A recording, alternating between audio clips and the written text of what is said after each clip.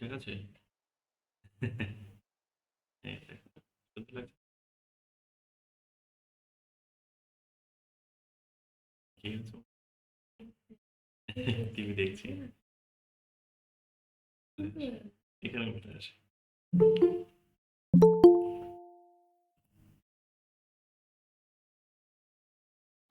তো আজকের আলোচনা হবে এটাই আছে কেন? লেখাটা মনে হয় না একটু বড় হয়ে গেছে, মানে সামনে আর পেছনের দিকে স্ক্রিনটা একটু কেটে কেটে গেছে তাই? ফন্টটা। এবার দাঁড়াও, ঠিকই তো আছে এখানে, ঠিকই।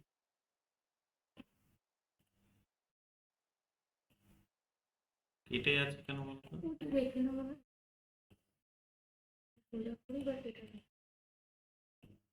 এই দিকটাতে আপনার আবার কিছু ছবি আছে তো, ওখানে আবার একটু কেটে গেছে। দাঁড়াও এক second। হুম,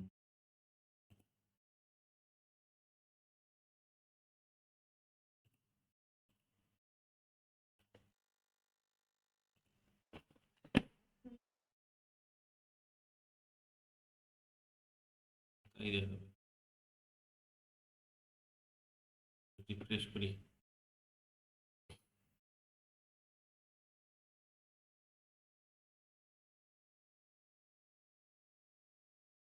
কেটে গেছে, ঠিকই তো। এখানে কিন্তু আবার কাটছে না, দেখাচ্ছে কি দেখাচ্ছে।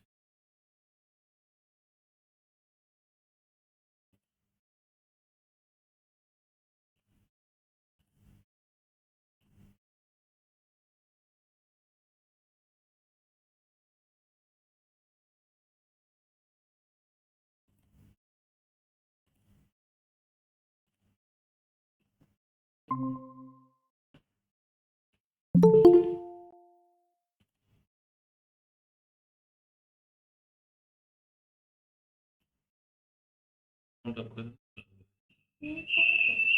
সাউন্ড অফ করো, দাও, সাউন্ডটা কমিয়ে দাও।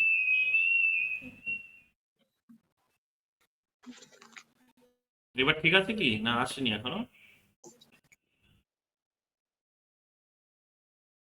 এবার ঠিক আছে কি?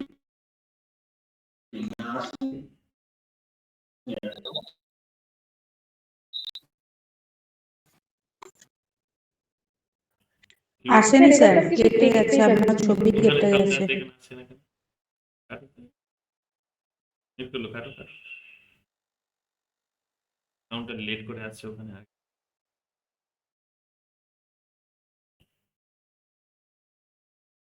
এবারও কি তাই?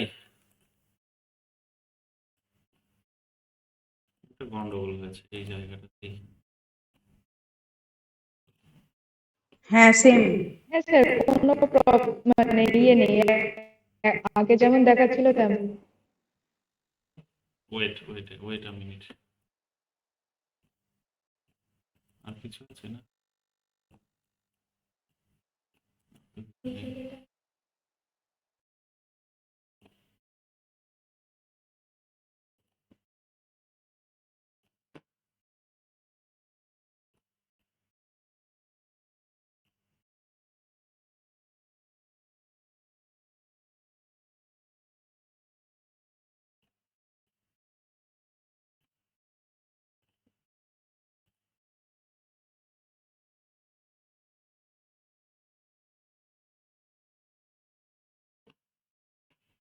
কি সমস্যা বলতো?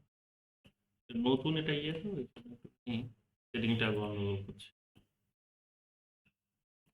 ছোটই করে দিই আমি, দিনটা আগে চালিয়ে নিই।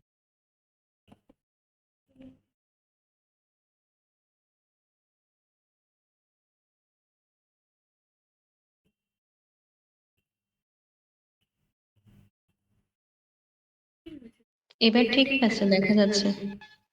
দেখা যাচ্ছে কিন্তু আমাকে দেখতে পাচ্ছেন তাই তো? আমি কেটে আচ্ছা আচ্ছা, এতটুকু দেখা যাচ্ছে তো? এবার এবার এবার অতটুকুই। তাই না? এবার করো তাই। এখানে একটা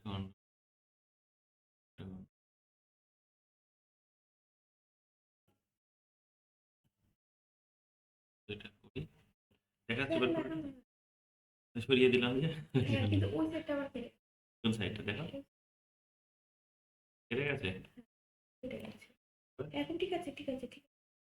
ঠিক আছে, আচ্ছা হলো, রেশিওটা কমাতে হবে পরে। ঠিক আছে, আপাতত ক্লাসটা হোক, তারপর পরে দেখছি। তো আজকের আমাদের ক্লাসে আলোচনা হবে কার্ল মার্কসের আর কিছু এখানে আইডিয়া। বলো। ওকে, আজকের ক্লাসে আমাদের আলোচনা হবে কার্ল মার্কসের আরো নতুন কিছু আইডিয়া, যে আইডিয়াগুলো আমাদের জানাটা খুব জরুরি দরকার, আদারওয়াইজ আমরা এটা শেষ করতে পারবো না। তো আমি এটা আর ডিটেলসে বিশেষ কিছু বলার নেই, কারণ অনেকগুলো আইডিয়া তোমাদের বলে দিয়েছি। এখানে শুধু দেখে নাও একটুখানি যেগুলো গুরুত্বপূর্ণ সেগুলোর দিকে একটুখানি। স্যার আপনার আনমিউট করা নেই, মিউট আছে তো। এতক্ষণ শুনতে পাওনি? এবার শোনা আছে? তো এতদিন আমরা দুদিন আমরা চর্চা করলাম বিশেষ কিছু আইডিয়া, সেখানে রিপিট হলো। আজকে আমরা আলোচনা করব দু একটি আরো নতুন আইডিয়া, যেগুলো আমাদেরকে বলা হয় নতুন কতগুলো আইডিয়া আলোচনা স্যার করব। আপনার আনমিউট করা নেই, মিউট করা আছে। এবার এবার এবার এবার ঠিক আছে? হ্যাঁ হ্যাঁ, এবার শোনা যাচ্ছে। ঠিক আছে। তো গত দুদিন আমরা চর্চা করেছি কার্ল মার্কসের বেশ কিছু আইডিয়া, এবং আজকে আমরা আরো নতুন কিছু আইডিয়া নিয়ে চর্চা করব এবং দেখে নেব যেখান থেকে প্রশ্ন কি ধরনের আসছে এবং কিভাবে এটা আমাদের মাথায় রাখতে হবে। এখানে যেমন তোমাদের বলেছিলাম যে কার্ল মার্কস তার আলোচনা আমাদের সামনে উপস্থিত করেছেন হেগেলের। তিনি তিনি সেই সময়কার যে সমাজ ব্যবস্থাকে সামনে রেখে মোটামুটি ভাবে তখন তিনি যেটা চেষ্টা করেছিলেন সেটা হচ্ছে সমাজ ব্যবস্থাটাকে বদলানোর, এবং সমাজ ব্যবস্থা বদলানোর একটা তাগিদ তার মধ্যে ছিল, যেটা তার নিজের ভাষায় প্রকাশ হয়েছে ঠিক এইরকম ভাবে তিনি নিজেই স্বীকার করেছেন, বলেছেন। এখানে দেখো শুরুতেই বলা আছে, তিনি এখানে বলেছেন যে এই যে দেখো আন্ডারলাইন করা আছে যে লাইনটি, যে এখনো পর্যন্ত কি বলছে, যে দার্শনিকগণ পৃথিবীটাকে শুধু ব্যাখ্যাই করেছেন, কিন্তু আসল কথা হলো পৃথিবীটাকে পাল্টে দেওয়া। পৃথিবীটাকে পাল্টানোর কথা তার মনে হয়েছে যে কেউ বলেনি। তার মানে এটা দিয়ে তিনি যেটা বোঝাতে চাইছেন সেটা হচ্ছে যে ফিলোসফাররা এতদিন পর্যন্ত তাদের যে ফিলসফি, সেই ফিলসফিস গুলো অনেকটা মানে ভাবনাত্মক জায়গা থেকে পরিচালিত হয়েছে। তাদের মধ্যে কোথাও একটা মন গড়া কথা আছে, কল্পনার একটা জায়গা আছে, এবং একটা অতীন্দ্রিয় জগতের যে চর্চা সেইগুলো রয়েছে। অতীন্দ্রিয় বুঝতে পারছো তো আজকে? তো অতীন্দ্রিয় জগতের চর্চা সেখানে আছে। তো সেগুলোকে তিনি বললেন যে সেগুলোর থেকে বেরিয়ে এসে এবার আমাদের যেদিকে আমাদের চর্চা করতে হবে, সেটা হচ্ছে একেবারে বাস্তবধর্মী চর্চা, যেগুলোকে বলা যেতে পারে যে বস্তুবাদী চর্চা। তার কারণ সমাজটাকে তিনি যেভাবে দেখলেন যে কারণে পরিবর্তন হচ্ছে, সেটা আর ওই মনের কোনো ভাবনার মধ্যে পরিবর্তন হচ্ছে আহ, বলে সেখানে যে পরিবর্তন আসছে তা কিন্তু না। যেগুলো হেগেলের আইডিয়া ছিল যে একটা মনের মধ্যে ডাইলেকটিক্স চলছে, একটা ভাবনাত্মক ডাইলেকটিক্স এর মধ্য দিয়ে সমাজের মধ্যে পরিবর্তন আসছে। তো এই ভাবনাগুলোকে তিনি একেবারেই ছুড়ে ফেলে দিয়ে আমরা দেখতে পাচ্ছি যে তিনি যে বিষয়গুলিকে আমাদের সামনে উপস্থিত করলেন সেগুলো আর কিছুই না, সেগুলো হচ্ছে আমরা দেখতে পাবো যে একেবারেই বস্তুবাদী যে ভাবনা, সেই ভাবনাগুলো এখানে মোটামুটি ভাবে আমরা দেখতে পাবো যে তিনি তার যে বিভিন্ন তত্ত্বগুলো আমাদের সামনে নিয়ে এসেছেন, তার ক্লাস অ্যান্ড ক্লাস স্ট্রাগলের ধারণা, ক্লাসের কনসেপ্ট, তারপর ক্লাসের মধ্যে যে কন্ট্রাডিকশন চলছে সেগুলো, ডাইলেকটিক্স যেটাকে বলা হচ্ছে। তো ডাইলেকটিক্যাল মেথড তিনি আমাদের সামনে উপস্থিত করলেন, বা ডাইলেকটিক্যাল মেটালিজমের কনসেপ্ট আমাদের সামনে উপস্থিত করলেন। তিনি আমাদের সামনে হিস্টোরিক্যাল মেটালিজমের কনসেপ্ট উপস্থিত করলেন। তিনি তিনি আমাদেরকে দেখালেন যে এগুলো সমস্ত কিছুই হচ্ছে মূলত সেখানে মেটেরিয়ালের কারণে, এবং তিনি এটাও বোঝানোর চেষ্টা করলেন যে এই যে ক্যাপিটালিস্ট সোসাইটিতে বর্তমান দিনে আমরা এসে পৌঁছেছি সেটা আর কিছুই না, সেটা হচ্ছে যে সারপ্লাস ভ্যালুরই একটা বলতে পারো একটা ফলে এই জিনিসটা হয়েছে। তো সারপ্লাস ভ্যালু কি, আমি সেটা আজকে তোমাদের ক্লাসে বোঝাবো, খুব সহজ করে বোঝার জন্য বোঝাবো। তারপরে আমি টেকনিক্যালি যে সমস্ত টার্মস গুলো ব্যবহার করা হয়েছে সেগুলো তোমাদের বোঝাবো। তো শুরুতে তিনি এখানে যখন তিনি বলছেন যে আজ পর্যন্ত পৃথিবীটাকে দার্শনিকগণ শুধু ব্যাখ্যাই করেছেন, যে এই অভিযোগটা এখানে আইডিয়ালিস্টদের করা হয়, যে কারণে পরবর্তীকালে তোমরা দেখবে বিহেভিয়ারাল রেভলিউশনস যখন তোমাদের কম্পারেটিভ পলিটিক্স পড়াবো তখন তোমাদের বলবো যে এই অভিযোগটা দিয়েই তখন কিন্তু শুরু হলো বিহেভিয়ারাল রেভলিউশনস। কার্ল মার্কস এটা অনেক আগে শুরু করেছিলেন, দেখতেই পাচ্ছ যে তিনি বলেছেন এখানে যে দার্শনিকগণ পৃথিবীটাকে শুধু ব্যাখ্যাই করেছেন, কিন্তু আসল কথা হলো পৃথিবীটাকে বদলে দেওয়া, পাল্টে দেওয়া। Philosophers have so far interpreted world in many ways, but the matter is how to change it. এই লাইনটা তোমরা দেখবে পরীক্ষায় কোটেশন হিসেবে পাবে একাধিক জায়গায়। তো এটা ভালো করে নোট করো, এটা কিন্তু খুব গুরুত্বপূর্ণ একটি তার বক্তব্য। এখানে আমরা দেখতে পাচ্ছি এই বিষয়গুলো। তবে এখানে আমরা দেখতে পাচ্ছি যে সেই সমস্ত বিষয়গুলোকে অতিক্রম করে আমরা দেখতে পাবো কি মোটামুটিভাবে তিনি মানে এই অতীন্দ্রিয়বাদের যে জগৎ বা যে চর্চা ফিলসফি, সেই জায়গাগুলিকে যেগুলো হেগেলের ফিলসফি ছিল বলতে পারো, প্লেটোর ফিলসফি ছিল, সেই সমস্ত ফিলসফিস গুলোকে তিনি এখানে ছুড়ে ফেলে দিয়ে এক প্রকার এখানে বস্তুবাদী চিন্তা শুরু করলেন, বস্তুবাদী দর্শন তিনি এখানে উপস্থিত করলেন। তবে এই বস্তুবাদী দর্শনের মধ্যে আমরা দেখতে পেলাম অবশ্যই বিভিন্ন আইডিয়া তার বিভিন্ন থিঙ্কার্সের পূর্ববর্তী থিঙ্কার্সদের কাছ থেকে, ফিলসফারদের কাছ থেকে তিনি কিন্তু ধার করেছেন। তিনটে এখানে কার্ল মার্কসের যে ফিলসফি বা তার যে মার্কসিজমের সোর্স এখানে কিন্তু ধরা হয় তিনটে এখানে বিষয়কে। কোন তিনটে বিষয়? তিনটে বিষয় হচ্ছে এখানে লেনিন যেটা নিজেই বলে গেছেন, ঠিক আছে। তিনি কি বলেছেন? চিরায়ত জার্মান দর্শন, যেটাকে বলা হচ্ছে কি যে চিরায়ত জার্মান দর্শন মানে হচ্ছে জার্মান ফিলসফি, যে ট্র্যাডিশনাল জার্মান ফিলসফি যেটা সেই সময় ছিল। যে জার্মান ফিলসফি অনেক বেশি সমৃদ্ধ হয়েছিল সেই সময় আমরা দেখতে পাবো। সেই সময় তোমরা দেখবে যে কান্ট এবং হেগেলের যে ফিলসফি আছে সেই সমস্ত ফিলসফি দ্বারা, এবং জার্মানিতে তারও আগে আরো অনেক বড় বড় ফিলসফারও কিন্তু এসেছে। যাই হোক, মোটামুটি ভাবে হেগেলের ফিলসফিটা বিশেষ গুরুত্বপূর্ণ। তো একটা কান্ট এবং হেগেলের মতো দার্শনিকরা যখন এখানে জন্মগ্রহণ করেছে তখন আমরা দেখতে পাচ্ছি যে তাদের সেই ভাবনাত্মক ফিলসফি গুলো কিন্তু দর্শনকে অবশ্যই কিন্তু ভাবনাত্মক যে বিষয় বা একটা উন্নতি, ভাবনাকে কেন্দ্র করে এখানে সমাজের মধ্যে পরিবর্তনটাকে বোঝার চেষ্টা, তো সেই সমস্ত বিষয়গুলো আলটিমেটলি দেখেছেন হ্যাঁ অনেকটা হয়তো পরিবর্তন করতে সক্ষম হয়েছিল, বাট এর বাইরেও আরো অনেক বিষয় ছিল যেগুলোকে পরিবর্তন করা জরুরি ছিল। তো সেই ভাবনার তাগিদে আমরা দেখতে পাচ্ছি কি যে ট্র্যাডিশনাল ফিলসফিস গুলোকে তিনি এখানে ধার করলেন। কমপ্লিট নয়, কিছু কিছু জিনিস নিয়েছেন, কিছু জিনিস ছুড়ে দিয়েছেন এবং নতুন করে নিজের মতো করে সাজিয়ে নিয়েছেন। তো যাই হোক, আমরা এখানে দেখতে পাবো তিনি জার্মান ফিলসফিকে তার এখানে তার যে ভাবনার সোর্স হিসেবে আমরা এখানে পাই। সেকেন্ড আমরা এখানে যেটা পাবো সেটা হচ্ছে ব্রিটিশ পলিটিক্যাল ইকোনমি। এখানে জার্মান দর্শনের মধ্যে বললেই দিলাম হেগেলের কথা। তিনি হেগেলের কথা মনে রাখবে, হেগেলকে তিনি এখানে কিন্তু কপি করেছিলেন। হেগেলকে এই জায়গায় দেখে নাও, হেগেলকে তিনি কিন্তু এই জায়গাতে ধার করেছিলেন। সেকেন্ড এখানে চলে আসো ব্রিটিশ রাষ্ট্রীয় অর্থনীতি। ব্রিটিশ রাষ্ট্রীয় অর্থনীতি কি বলছে? যে ব্রিটিশ রাষ্ট্রীয় অর্থনীতি মানে হচ্ছে পলিটিক্যাল ইকোনমি বলা হয় এটাকে। তো ব্রিটিশ পলিটিক্যাল ইকোনমি আমরা দেখতে পাবো সেখানে কিন্তু সেই সময় ব্রিটিশ পলিটিক্যাল ইকোনমির মধ্যে তোমরা দেখবে উইলিয়াম পেটি এবং জন লকের মতো চিন্তাবিদরা সেই সময় দেখবে ক্যাপিটালিজম সিস্টেমসকে লিবারালিজমকে এবং ক্যাপিটালিজমকে অনেক বেশি সমৃদ্ধ করেছিলেন।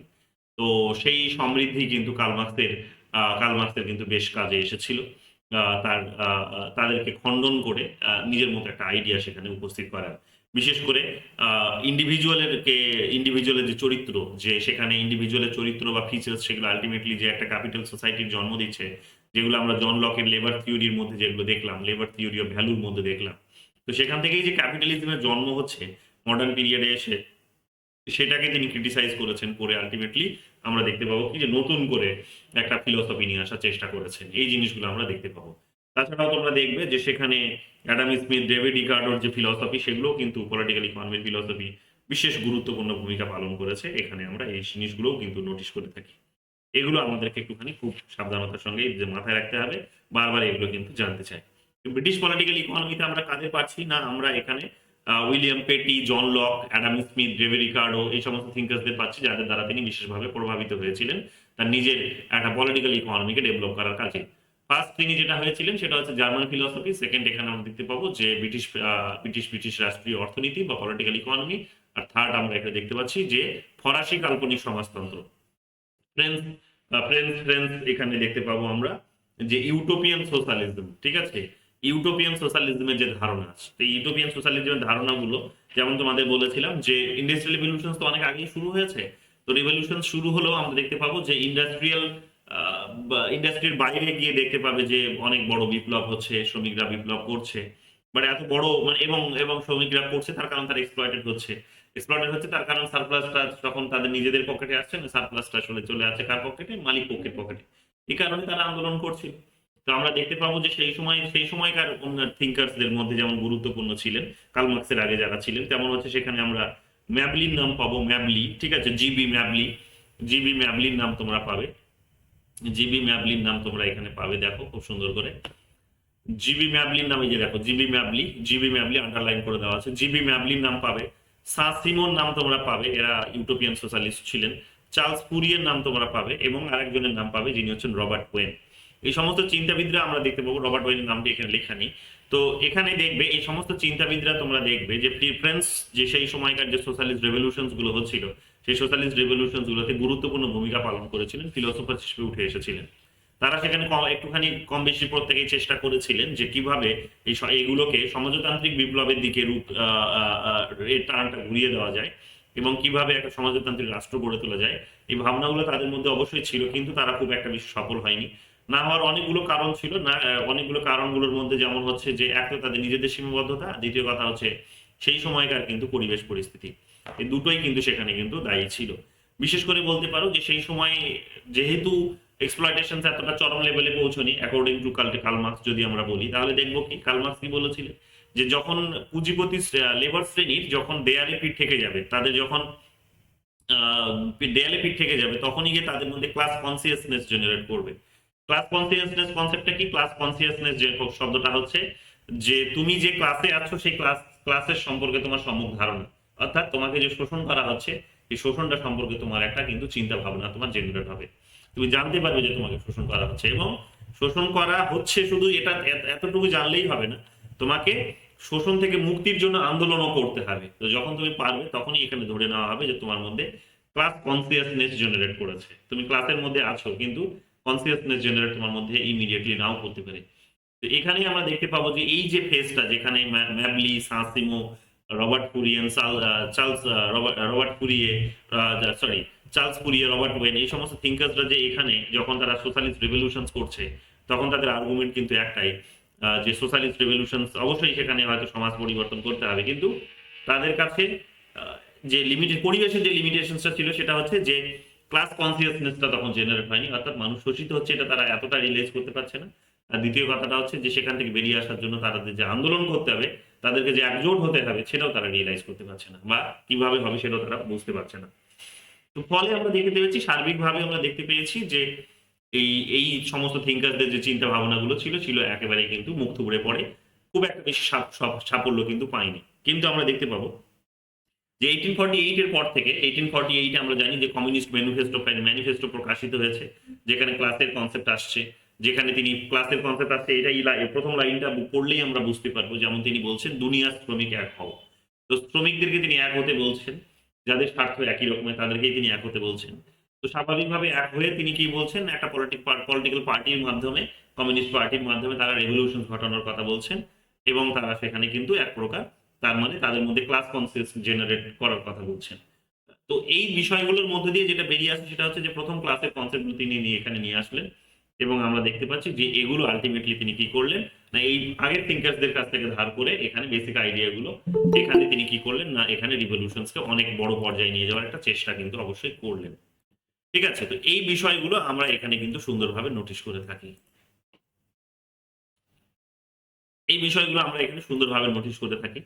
তো এখানে আমরা দেখতে পাবো যে এখানে কি হয়েছে না, তাহলে আমরা দেখতে পাবো চার্লস ফুরিয়ে, রবার্ট ওয়েন, সাসিমো, ম্যাবলি, এদের কাছ থেকে তিনি ফ্রেঞ্চ ইউটোপিয়ান যে সোশ্যালিজম সেগুলো ধার করলেন, করে তিনি কি করলেন না নিজের মতো করে সোশ্যালিজমকে জেনারেট করার চেষ্টা করলেন, যেখানে ক্লাসের কনসেপ্ট তিনি প্রথম তুলে নিয়ে আসলেন, যেখান থেকে রেভলিউশনসের আইডিয়া তিনি আমাদের সামনে উপস্থিত করলেন, এবং তার পরবর্তীকালে চর্চাগুলিতে বিভিন্ন ধরনের, এবং তিনি চেষ্টা করলেন যে কিভাবে এই পুঁজিবাদী সমাজ ব্যবস্থা থেকে একটা নতুন সমাজ ব্যবস্থায় উত্তরণ ঘটানো যেতে পারে, ট্রানজিশন কিভাবে সেখানে করা যেতে পারে, সেই বিষয়গুলি তিনি আমাদের সামনে উপস্থিত করলেন। এই বিষয়গুলো আমরা এখানে পেয়ে থাকবো।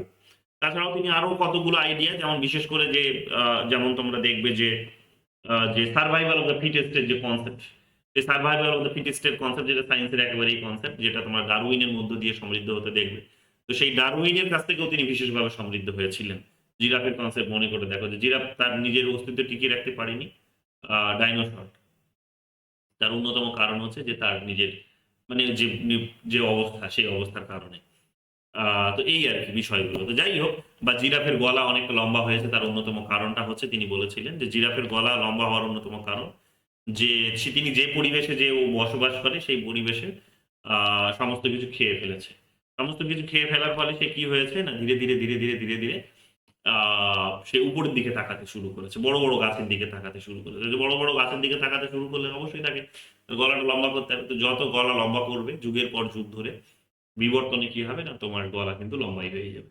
তো জিরাফের গলা লম্বা হওয়ার কারণটা কিন্তু এটা এক প্রকার তিনি বলেছিলেন। ডারউইনের তত্ত্বগুলোর মধ্য দিয়ে উঠে এসেছে, যেগুলোকে তিনি বলেছিলেন যে এইরকম ভাবে কি হতে পারে, তার মানে তোমার অবস্থার পরিবর্তন হতে পারে। তুমি যদি চেষ্টা করো, চেষ্টা করলে মানে বস্তু জগতের মধ্যে এবং প্রাণী জগতের এই উদাহরণগুলো তিনি নিয়েছিলেন। তো প্রাণী জগতের মধ্যে প্রাণী জগৎ কি হতে পারে না নিজের অবস্থা, নিজের সার্ভাইভালের জন্য নিজের অবস্থাটাকে পরিবর্তন করতে পারে নিজের প্রয়োজন মতো, এবং এটা কিন্তু করা যায়। এগুলো তিনি দেখেছিলেন।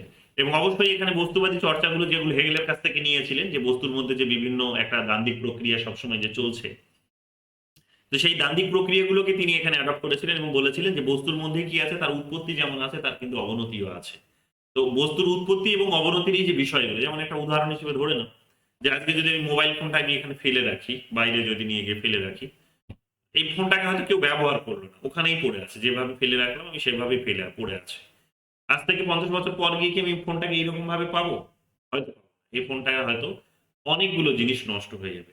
তারপর 500 বছর পর গিয়ে এই ফোনটার অস্তিত্বটাই খুঁজে পাবো? হয়তো পাবো না। কিন্তু মাটির সাথে মিশে যাবে। কেন মিশে যাবে? ক্ষয় হয়ে যাবে। তার কারণ এটা বস্তুর নিয়ম। সে কিন্তু কি হয়, প্রকৃতির সাথে কিন্তু মিশে যেতে বাধ্য হয়। অর্থাৎ যার জন্ম হয়েছে তার মৃত্যু হবে। এটাই হচ্ছে স্বাভাবিক কথা। তো বস্তুর মধ্যে এই যে ধর্মগুলো যেহেতু আছে, স্বাভাবিকভাবেই তিনি এগুলো সমাজ জীবনের উপরে প্রয়োগ করেছিলেন এবং বলার চেষ্টা করেছিলেন যে সমাজ জীবনে, সমাজ যেটা তৈরি হয়েছে বর্তমান দিনে, সমাজকে তিনি এখানে স্বাভাবিক একটা অর্গানাইজেশন হিসেবে, একটা প্রতিষ্ঠান বলতে পারো, বা একটা স্বাভাবিক একটা বিষয় হিসেবে নিয়েছিলেন। রাষ্ট্রকে তিনি তা নেননি। রাষ্ট্র একটা তৈরি করা বিষয়। যাই হোক, তো স্বাভাবিক একটা প্রতিষ্ঠানই আমরা এখানে কি দেখতে পাচ্ছি, তার বক্তব্য হচ্ছে যে এটা যেহেতু স্বাভাবিকভাবে তৈরি হয়েছে, এবং এই স্বাভাবিকতার জায়গাটাতে আমরা দেখতে পাচ্ছি যেহেতু মানুষ মানে এক প্রকার রাষ্ট্র তৈরি করেছে নিজেদের এক্সপ্লয়টেশন টিকিয়ে রাখার জন্য, তাহলে সমাজ জীবনেও আমরা এটা দেখতে পাবো যে যখন কিছু মানুষ তাদের নিজেদের অস্তিত্ব টিকিয়ে রাখার জন্য তাদেরকে যখন আরো বেশি স্ট্রাগল করতে হবে, জিরাফের মতো তাকে আরো বেশি তার নিজের শক্তি সমৃদ্ধ করতে হবে, তাকে একজোট হতে হবে, তখন সে কি করবে, একজোট হয়ে তখন অর্থাৎ ক্লাস কনসিয়াস যখন ওর আসবে তার মধ্যে, তখনই সে শক্তি তার বৃদ্ধি করবে। যখন সে তার শক্তি বৃদ্ধি করবে, তখনই তার বক্তব্য হচ্ছে কি, তার বক্তব্য হচ্ছে যে তখন ওই যারা তাদেরকে এক্সপ্লয়েট করছে ওই সমাজ ব্যবস্থায়, রাষ্ট্র নামক একটা যন্ত্র তৈরি করার মধ্য দিয়ে, তো তাদেরকে তারা কিন্তু ছুড়ে ফেলে দেবে, তাদের বিরুদ্ধে সংগ্রামে উত্তীর্ণ হবে, এবং আমরা দেখতে পাবো যে তাদেরকে তারা ছুড়ে ফেলে দিয়ে কি করবে, নতুন একটা সমাজ ব্যবস্থা পরিচালনা বা গড়ার কাজ করবে, গড়া এবং পরিচালনার কাজটা তারা করবে। তো এইরকম ভাবে সমাজের পরিবর্তন হয়েছে, বিবর্তন হয়েছে। গতদিন এই ক্লাস কথাগুলো তোমাদের বলেছিলাম যে তিনি প্রথমে ক্লাস ভিত্তিক সমাজ ব্যবস্থার কথা বললেন, যেমন দাস সমাজের কথা বললেন, তারপরে তিনি ফিউডাল সোসাইটির কথা বললেন, সাম্যবাদী সামন্ততান্ত্রিক সমাজ, তারপরে তিনি বললেন ক্যাপিটালিস্ট সমাজের কথা, যেখানে আমরা সেই মুহূর্তে দাঁড়িয়ে আছি সেই সময়কার তার বক্তব্য অনুসারে। এবং এখান থেকে স্বাভাবিকভাবে তাহলে মানুষের যখন কি হবে, তার মধ্যে ক্লাস কনসিয়াসনেস আসবে যে সে শোষিত হচ্ছে, বঞ্চিত হচ্ছে, তখন সে কি করবে, অবশ্যই সে তখন কিন্তু সেখান থেকে প্রতিবাদ করবে, একজোট হবে, প্রতিবাদ করবে এবং অবস্থার পরিবর্তন ঘটাবে তাদের। এই কথাগুলো তিনি এখানে বলেছিলেন। এগুলো তোমাদেরকে আমি আগেই বলেছি। এগুলো আমরা এখানে পাবো। ডাইলেকট্রিক্যাল মেথডের মধ্যে আমি তোমাদের বলে দিই, এখানে ডাইলেকট্রিক শব্দটি সম্ভবত এটা 2018 সালের দিকে সেট পরীক্ষায় এসেছিল। ডাইলেকট্রিক শব্দটির অর্থ জানতে চেয়েছিল বোধহয়। তো ডাইলেকট্রিক শব্দটি হচ্ছে এখানে আমরা দেখতে পাবো যে আরেকটা তোমাদের কথা বললাম না, ছেড়ে দিলাম যেটা। তো ডাইলেকট্রিক্সটা তো তিনি অবশ্যই এখানে আমরা দেখতে পাবো হেগেলের কাছ থেকে নিয়েছেন, বাট মেটেরিয়ালিজমের যে কনসেপ্ট, সেই মেটেরিয়ালিজমের কনসেপ্টটা তিনি হেগেলের কাছ থেকে নেননি। হেগেলের কাছ থেকে যে আইডিয়াটা নিয়েছে সেটা হচ্ছে ডাইলেকট্রিক্স। মেটেরিয়ালের কনসেপ্টটা তিনি নিয়েছেন এখানে ফুয়েরবার্গের কাছ থেকে। ফুয়েরবার্গও দেখবে সেই সময়কারই একজন ওনার সমসাময়িক বলতে পারো। সেই সময় তিনি কি করছেন না, তিনি বিভিন্ন জার্নালে লেখালেখি করছেন। রিভলিউশনারি যে সমস্ত লেখা জার্নালগুলো ছিল সেই সময়, সেই সমস্ত জার্নালে লেখাপত্র বেরোচ্ছে ফুয়েরবার্গেরও। তো সেখান থেকে তার বস্তুবাদী ধারণাগুলো নিলেন যে বস্তুর মধ্যে সবসময় দ্বন্দ্ব চলে, বস্তুর মধ্যে একটা বিপরীত ধর্মী অবস্থা আছে, সেই সমস্ত বিষয়গুলো। তো এগুলো নিয়ে তার ডাইলেকট্রিক্যাল মেথড তিনি তৈরি করেছিলেন। হেগেলের ডাইলেকট্রিক্স এবং হচ্ছে ফুয়েরবার্গের হচ্ছে মেটেরিয়ালিজম। তো ডাইলেকট্রিক্যাল মেটেরিয়ালিজম এই নিয়ে তার তৈরি হলো। এইরকম ভাবে আমরা দেখতে পাবো ডাইলেকট্রিক্যাল মেটেরিয়ালিজম তিনি তৈরি করলেন যে বস্তুর কারণেই কি হচ্ছে, দ্বন্দ্ব হচ্ছে, এবং এই বস্তুগুলোকে তিনি সমাজ ব্যবস্থার মধ্যে বস্তু হিসেবে যেটা দেখার চেষ্টা করলেন সেটা হচ্ছে যে অর্থনীতি। অর্থনীতির কারণে এখানে কি হচ্ছে না, দ্বন্দ্ব হচ্ছে। যে যেহেতু অর্থ কোন অর্থটা না, এখানে সারপ্লাসের অর্থটা। সারপ্লাসটা কি হয় না, সারপ্লাসটা যেহেতু হচ্ছে কোটিপতিরা নিজেরা শোষণ করে, তো স্বাভাবিকভাবেই সেই শোষণ থেকে, এবং যত বেশি শোষণ করে তত বেশি আরো শোষণ বাড়তে থাকে, মাল্টিপ্লাই হয়। এবার আমরা দেখতে পাবো শোষণটা হয়তো সরাসরি হতে পারে, আবার ইনডিরেক্টলিও হতে পারে। বিভিন্ন ধরনের ফর্মস আছে। যাই হোক, আমি কিছুক্ষণ বাদে এগুলো তোমাদের বলবো। তো এখানে আমরা দেখতে পাবো কি তিনি ডায়ালেকটিক্যাল মেটেরিয়ালিজমেরও কথা বলেছিলেন, যে কি হচ্ছে না, একটা দ্বন্দ্বের প্রক্রিয়ার মধ্য দিয়ে সমাজের সবসময় পরিবর্তন আসছে। বস্তুর মধ্যে যেমন দ্বন্দ্বের মধ্য দিয়ে পরিবর্তন ঘটছে, তিনি এখানে বলার চেষ্টা করেছিলেন যে এখানে একটা সমাজ ব্যবস্থাও কিন্তু এই একই রকমের ভাবে দ্বন্দ্ব, সমাজের মধ্যে যে দুটো শ্রেণী আছে তাদের মধ্যে মোটামুটি দুটো শ্রেণীকে তিনি ভ্যালু দিয়েছিলেন। আরো অনেক শ্রেণীর কথা বলেছিলেন ছোটখাটো, বাট সেগুলোকে তিনি এতটা ভ্যালুস দেননি। তিনি বলেছিলেন মুখ্যত দুটো শ্রেণী, একটা হচ্ছে শাসক শ্রেণী, আর একটা হচ্ছে শোষিত শ্রেণী। একটা হচ্ছে শোষক শ্রেণী, একটা হচ্ছে শোষিত শ্রেণী। একটা শাসক শ্রেণী, একটা হচ্ছে শাসিত শ্রেণী। এই দুটো শ্রেণী। তো সেখানে তিনি অবশ্যই ক্যাপিটালিস্ট এবং লেবারদেরকে বললেন, দেখানোর চেষ্টা করলেন এই বর্তমান সমাজ ব্যবস্থাতে। এবং আমরা দেখতে পাবো সেখানে তিনি ডায়ালেকটিক্স এর ব্যবহার করেছিলেন। যাই হোক, ডায়ালেকটিক শব্দের প্রতিশব্দ কি? ডায়ালগো থেকে এসেছে, এটা বুঝতেই পারছো। ডায়ালগো গ্রিক শব্দ ডায়ালেগো থেকে এসেছে। দেখে নেও, এই জায়গাটা নোট করো, বারবার এগুলো জানতে চাই। তো ডায়ালগো থেকে এসেছে, যার শব্দ হচ্ছে কি, যার শব্দ হচ্ছে এখানে বলছে যে যে এখানে বলা হচ্ছে যে আলোচনা বা তর্ক করা। ডায়ালগো শব্দের অর্থ হচ্ছে ডায়ালগো বা তর্ক বা আলোচনা করা।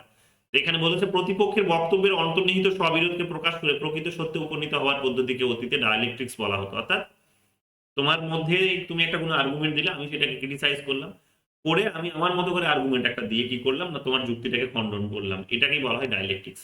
মডার্ন যুগে এটা আমরা দেখতে পাবো হেগেলের চিন্তা ভাবনার মধ্যেই এসেছে। কিন্তু এনশিয়েন্ট পিরিয়ডে যদি বলো, তাহলে এটা আমরা এনশিয়েন্ট পিরিয়ডে হেগেল যে প্রথম চর্চা করলাম, প্লেটো যে চর্চা করলাম, সেই প্লেটোর মধ্যেই কিন্তু এই চর্চাটা আমরা পাই। এই ফিলসফিটা, এই পদ্ধতিটা বলতে পারো, এই ডায়ালেকটিক্স যে প্রসেস, এই ডায়ালেকটিক্সটা আমরা হেগেলের মধ্যে, প্লেটোর মধ্যে প্রথম পেয়েছিলাম। মডার্ন পিরিয়ডে এসে হেগেল প্রথমে এই ডায়ালেকটিক্সকে আবার তুলে নিয়ে আসলেন। নিয়ে এসে তিনি কি করলেন না, এখানে বোঝানোর চেষ্টা করলেন বস্তুবাদী, বস্তুর মধ্যে সবসময় ডায়ালেকটিক্স চলছে, দ্বন্দ্ব চলছে। এবং সেই দ্বন্দ্ব মনের ভাবনা থেকে, মনের মধ্যে আর কি বলার চেষ্টা করলেন। যাই হোক, মনোবাদের জায়গা থেকে তিনি বোঝানোর চেষ্টা করলেন। তো ডায়ালেকটিক্স সবসময় চলছে এবং সমাজের মধ্যে পরিবর্তন আসছে। বস্তুবাদী ধারণাটা তিনি ফেয়ারবার্গের কাছ থেকে নিয়ে ডায়ালেকটিক্স আর বস্তু দুটোর মধ্যে মেলবন্ধন ঘটিয়ে ডায়ালেকটিক্যাল মেটেরিয়ালিজম ঘটানোর চেষ্টা করলেন। এই বিষয়গুলো আমরা এখানে দেখতে পাবো। ঠিক আছে?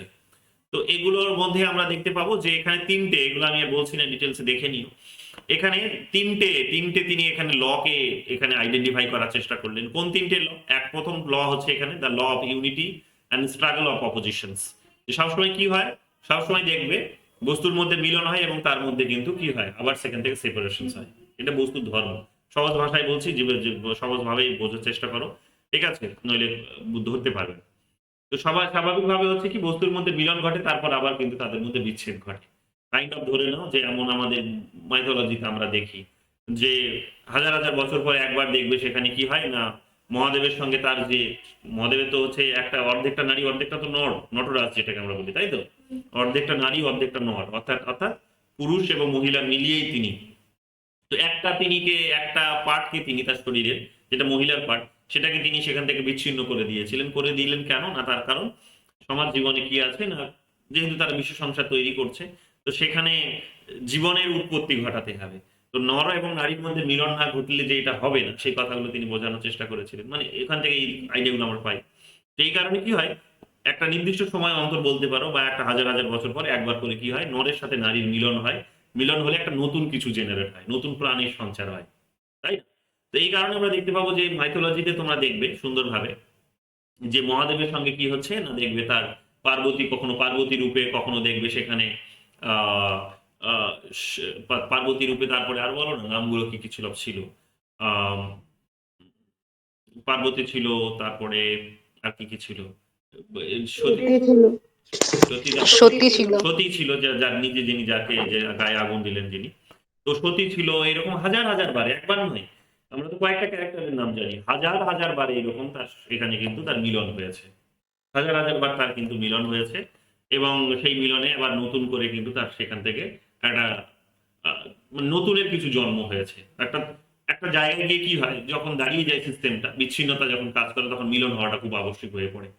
তো দেখবে এইরকম ভাবে বস্তুর মধ্যে এই জিনিসগুলো দেখতে পাওয়া যায়। বস্তুর মধ্যে একবার কি হয় না, সেটার মধ্যে একটা মিলন হচ্ছে, তারপর আবার সেখানে কিন্তু সবিরোধ উঠে আসছে। মানে এক প্রকার ধরেন, এখানে চৌম্বকের উদাহরণ দিয়েছে। চৌম্বক যখন এক জয়েন্ট আকারে থাকে, তখন সে কিন্তু এক। তুমি যখন ওকে ভেঙে দেবে, তখন কিন্তু আর ওকে মেলাতে পারবে না, ওর মধ্যে একটা সবিরোধ দেখতে পাওয়া যায়। তো বস্তু ধর্মগুলোর মধ্যে এই জিনিসগুলো লুকিয়ে আছে, আমাদের সমাজ জীবনেও এই জিনিসগুলো আছে। আমরা ইউনিটি তৈরি করি, আবার সেখান থেকে আবার কিন্তু সেখানে ডাইভার্সিটি আবার সেখান থেকেই কিন্তু উঠে আসে। এক প্রকার বলতে পারো আমাদের ইউনিটি, যেমন আমরা পরিবার গঠন করছি, আমরা পরিবার গঠন করছি, পরিবার একটা অপোজিট লিঙ্গের প্রতি আমরা অ্যাট্রাক্ট হচ্ছি, এটা আমাদের ইনবিল্ট বলতে পারো, ভগবান প্রদত্ত। তো সেটা আমাদের প্রকৃতি প্রদত্ত বলতে পারো, যে দিয়েছে। তো আমাদের মধ্যে সেটা আছে, আমরা অপর জেন্ডারের প্রতি অ্যাট্রাক্ট হচ্ছি, সেখান থেকে আবার কি হচ্ছে, নতুন একটা একটা জীবনের তৈরি হচ্ছে, জীবন সেখান থেকে জন্ম লাভ করছে। তো সেই জীবন থেকে আমরা দেখতে পাচ্ছি কি একটা সংসার, পরিপূর্ণ সংসার হচ্ছে, আবার সেটা কিন্তু ভেঙে যাচ্ছে, আবার একটা নতুন অবস্থা তৈরি হচ্ছে, এই যে বিষয়গুলো। তো এগুলো কিন্তু বস্তুর মধ্যেও দেখতে পাওয়া যায়, এবং এগুলো সমাজ জীবনের মধ্যেও স্বাভাবিক। ঠিক আছে, যে যখন প্রয়োজন পড়ে তখন সেখানে তার মিলন হয়, যখন প্রয়োজনটা ফুরিয়ে যায় তখন সেখান থেকে কিন্তু আবার বিচ্ছিন্নতা তৈরি হয়। তো এই যে জিনিসগুলো, এগুলো বস্তুর মধ্যে স্বাভাবিক ধর্ম, মোটামুটি এক প্রকার সমাজ জীবনেও এই জিনিসগুলো দেখতে পাওয়া যায়। এগুলোকে তিনি এখানে কিন্তু দেখিয়েছিলেন। তিনি এখানে দেখো দুই ধরনের দ্বন্দ্বের কথা বলেছিলেন, অ্যান্টাগনিস্টিক দ্বন্দ্ব, আর একটা হচ্ছে নন অ্যান্টাগনিস্টিক দ্বন্দ্ব। অ্যান্টাগনিস্টিক দ্বন্দ্ব কোনটা? অ্যান্টাগনিজম যেটাকে বলা হচ্ছে, বৈরী। যে দ্বন্দ্ব দুই প্রকারের হতে পারে, একটা হচ্ছে কি এখানে বলা হচ্ছে যে ধনতান্ত্রিক সমাজে পুঁজিপতি ও শ্রমিক শ্রেণীর মধ্যে যে দ্বন্দ্ব, সেটা হচ্ছে অ্যান্টাগনিস্টিক দ্বন্দ্ব, অর্থাৎ বৈরিতার যে সম্পর্ক, বৈরিতার যে সম্পর্ক, ঠিক আছে, বৈরিতা মানে দ্বন্দ্বের সম্পর্ক। এই দ্বন্দ্বের সম্পর্কটা তিনি বলেছিলেন, যেখানে এক্সপ্লয়টেশন থাকবে সেখানে দ্বন্দ্ব থাকবে। কিন্তু তিনি বলেছিলেন আবার নন অ্যান্টাগনিজমেরও কথা তিনি বলেছিলেন, তিনি এটা রেখে দিয়েছিলেন সমাজতান্ত্রিক সমাজ ব্যবস্থার জন্য বা কমিউনিজমের জন্য। কেন? কারণ ওখানে তো কোনো ক্লাস থাকে না, যেহেতু কোনো ক্লাস থাকে না ওখানে, কাজে দ্বন্দ্ব সেখানে থাকবে না, বা দ্বন্দ্ব থাকলেও সেখানে কিন্তু ক্লাসের কনসেপ্ট থেকে দ্বন্দ্ব সেখানে ঘটবে এক প্রকার। তো এই বিষয়গুলো এখানে তিনি কিন্তু এখানে বোঝানোর চেষ্টা করেছিলেন। ইন্টারনাল হতে পারে, আবার এক্সটার্নালও হতে পারে দ্বন্দ্ব, এই ধরনের কথাগুলো তিনি বলেছিলেন। কিভাবে ইন্টারনাল, কিভাবে এক্সটার্নাল? ইন্টারনাল হচ্ছে এখানে তিনি বললেন যে ইন্টারনাল হচ্ছে কি না, ইন্টারনাল হচ্ছে যে এখানে বলছে দেখো বস্তুর অন্তর্নিহিত পরস্পর বিরোধী শক্তিগুলির মধ্যে যে দ্বন্দ্ব, তা হলো অভ্যন্তরীণ দ্বন্দ্ব। বস্তুর অন্তর্নিহিত পরস্পর বিরোধী শক্তিগুলির মধ্যে, মানে একটা বস্তুর নিজের মধ্যেই যে দ্বন্দ্বগুলো আছে সেগুলো হচ্ছে ইন্টারনাল। এক্সটার্নাল কি? একটা বাইরের এলিমেন্টের সঙ্গে তার যুদ্ধ যখন হচ্ছে, তার মানে ধরে নাও সমাজতান্ত্রিক বিপ্লবে সমাজ ব্যবস্থার মধ্যে যেটা হবে সেটা হচ্ছে ইন্টারনাল, সমাজতান্ত্রিক বিপ্লবের বাইরে যেটা হবে সেটা এক্সটার্নাল। বা একটা উদাহরণ নিতে পারো, রাজ পরিবারের মধ্যে যেটা হচ্ছে দ্বন্দ্ব, রাজ পরিবারের ভেতরে যে দ্বন্দ্ব, সেটা ইন্টারনাল দ্বন্দ্ব। রাজ পরিবারের বাইরে থেকে একটা আসছে, কেউ অ্যাটাক করতে আসছে, তাকে দখল করতে আসছে, তাহলে সেটা বা তাকে ছুড়ে ফেলে দিতে আসছে, নতুন একটা সরকার ক্ষমতায় বসবে, তাহলে সেটা কি টেল এক্সটার্নাল? তাহলে এখানে তিনি বলার চেষ্টা করেছেন দ্বন্দ্ব ইন্টারনালও হতে পারে, দ্বন্দ্ব এক্সটার্নালও হতে পারে। দুটো কারণে কিন্তু এই পরিস্থিতির উপর দায়ী করে যে কোনটা কখন ঘটবে। তো এখানে মোটামুটি ভাবে সমাজ পরিবর্তন বিশেষভাবে হয় যখন বাহ্যিক পরিবর্তনটা, এক্সটার্নাল যখন দ্বন্দ্বটা যখন ঘটে, তখনই কিন্তু বিশেষ একটা বড় পরিবর্তন কিন্তু দেখা যায়, এটা আমরা দেখতে পাবো। তবে ইন্টারনাল দ্বন্দ্বটাও কিন্তু সেখানে রেসপন্সিবল হতে পারে, ইন্টারনাল দ্বন্দ্বটাও রেসপন্সিবল হতে পারে। বিশেষ করে লেনিন এই কথাগুলো বলার চেষ্টা করেছেন। তিনি বলেছেন যে সেখানে যেমন এখানে বলেছে, যেমন দেখো যে রাশিয়ার সমাজতান্ত্রিক বিপ্লবের মূল কারণ যদিও তদানীন্তন রাশিয়ার অভ্যন্তরীণ স্ববিরোধ, তথাপি যার সরকারের দুর্বলতা, সাম্রাজ্যবাদী যুদ্ধ প্রভৃতি বাহ্যিক উপকরণগুলির বিপ্লবকে সফল করার ব্যাপারে দায়ী ছিল। তাদের নিজেদের যুদ্ধ, মানে যার সরকার যে উৎখাত করলো, লেনিন যার সরকার উৎখাত করলো, তাদের নিজেদের দুর্বলতা যেমন ছিল তেমন হচ্ছে বাইরে থেকে তাকে শক্তি প্রয়োগ করে তাকে ছুড়ে ফেলে দেওয়া হয়েছে। দুই কারণেই এখানে রাশিয়ার মধ্যে পরিবর্তনটা আসলো, একটা কারণে কিন্তু পরিবর্তনটা আসে না। এবং ব্যক্তির মধ্যেও এই জিনিসগুলো দেখতে পাওয়া যায়, পরিবারের মধ্যেও এই জিনিসগুলো দেখতে পাওয়া যায়, সমাজের মধ্যেও এই জিনিসগুলো দেখতে পাওয়া যায়, সব জায়গায় এই জিনিসগুলো পাবে। সেকেন্ড, তিনি এখানে বলেছিলেন যে পরিমাণগত পরিবর্তন, পরিবর্তনের গুণগত পরিবর্তনের রূপান্তর। যে এখানে তিনি একটা উদাহরণ দিয়েছিলেন কি, দেখো জলের কথা বলেছিলেন সুন্দর করে, যে পরিমাণ থেকে গুণগত পরিবর্তনের পরিবর্তন হয়। কি বলছে? পরিমাণ থেকে গুণ, ঠিক আছে, পরিমাণ থেকে পরিমাণগত পরিবর্তনে গুণগত পরিবর্তনের রূপান্তর হয়। মানে এক প্রকার ধরে নাও যে দ্বন্দ্ব যখন ঘটছে, স্বাভাবিকভাবেই সেই দ্বন্দ্ব কি হচ্ছে, দ্বন্দ্ব ঘটার ফলে আমরা দেখতে পাবো যে সেখানে একটা তার কোয়ালিটি বৃদ্ধি পাচ্ছে। সহজ ভাষায় যদি বলো তাহলে হচ্ছে যে তোমার সঙ্গে কারো যদি দ্বন্দ্ব ঘটে, কোনো আইডিয়ার সঙ্গে যদি কোনো একটা আইডিয়ার দ্বন্দ্ব ঘটছে, মানে দুটো বিপরীত ধর্মী আইডিয়ার যখন দ্বন্দ্ব ঘটবে, তখন বেটার কিছু সেখান থেকে বেরিয়ে আসবে। এটা এখানে নিতে পারো এরকম ভাবে যে কোয়ালিটিটা বৃদ্ধি পাবে। তো এখানে তিনি এখানে দেখো এখানে ডাইলেকট্রিক্যাল লিপ বলার চেষ্টা করেছেন, যে যখন এখানে দ্বন্দ্ব যখন বলতে পারো এখন একটা বড় একটা সংখ্যার ভিত্তিতে হতে পারে, বলতে পারো সংখ্যার ভিত্তিতে যখন একটা বড় পরিবর্তন হচ্ছে, তখন এটাকে ডাইলেকট্রিক্যাল লিপ বলেছেন তিনি, ডাইলেকট্রিক্যাল লিপ, যে বড় একটা পরিবর্তন হচ্ছে, সংখ্যা মানে এক প্রকার ধরে বড় রেভলিউশন হচ্ছে, রেভলিউশন হয়ে রাতারাতি ক্ষমতাকে পরিবর্তন করে দেওয়া হচ্ছে, তাহলে কি হবে? তাহলে একটা বড় একটা উল্লঙ্ঘন সেখানে দেখা যাবে, ডাইলেকট্রিক্যাল লিপ বলেছেন, উল্লঙ্ঘন হবে। এটাকে তিনি বলেছেন যে এইরকম ভাবে কোয়ালিটি কিন্তু চেঞ্জ আসতে পারে, ঠিক আছে। তো এই জিনিসগুলো দেখিয়েছেন, যদিও অনেক থিঙ্কার্স এর মধ্যে দেখবে কখনো এরা এই সংখ্যার ভিত্তিতে আন্দোলনগুলোকে কখনো কেউ সমর্থন করে না। বিশেষ করে আজকেই আমি উদাহরণ দেখছিলাম এনার, এবং ডাইলেকট্রিক্যাল লিপ তো কোনোদিনই সমর্থন করবেন না, যেমন আরে প্রশান্ত কিশোরকে চেনো তো? কতজন চেনো প্রশান্ত কিশোরকে? হাত তোলো দেখি। প্রশান্ত কিশোর, হাত তোলো দেখি। প্রশান্ত কিশোরকে কতজন চেনো? ঝিলিক চেনো, আর আচ্ছা দেখি কারা কারা চেনো।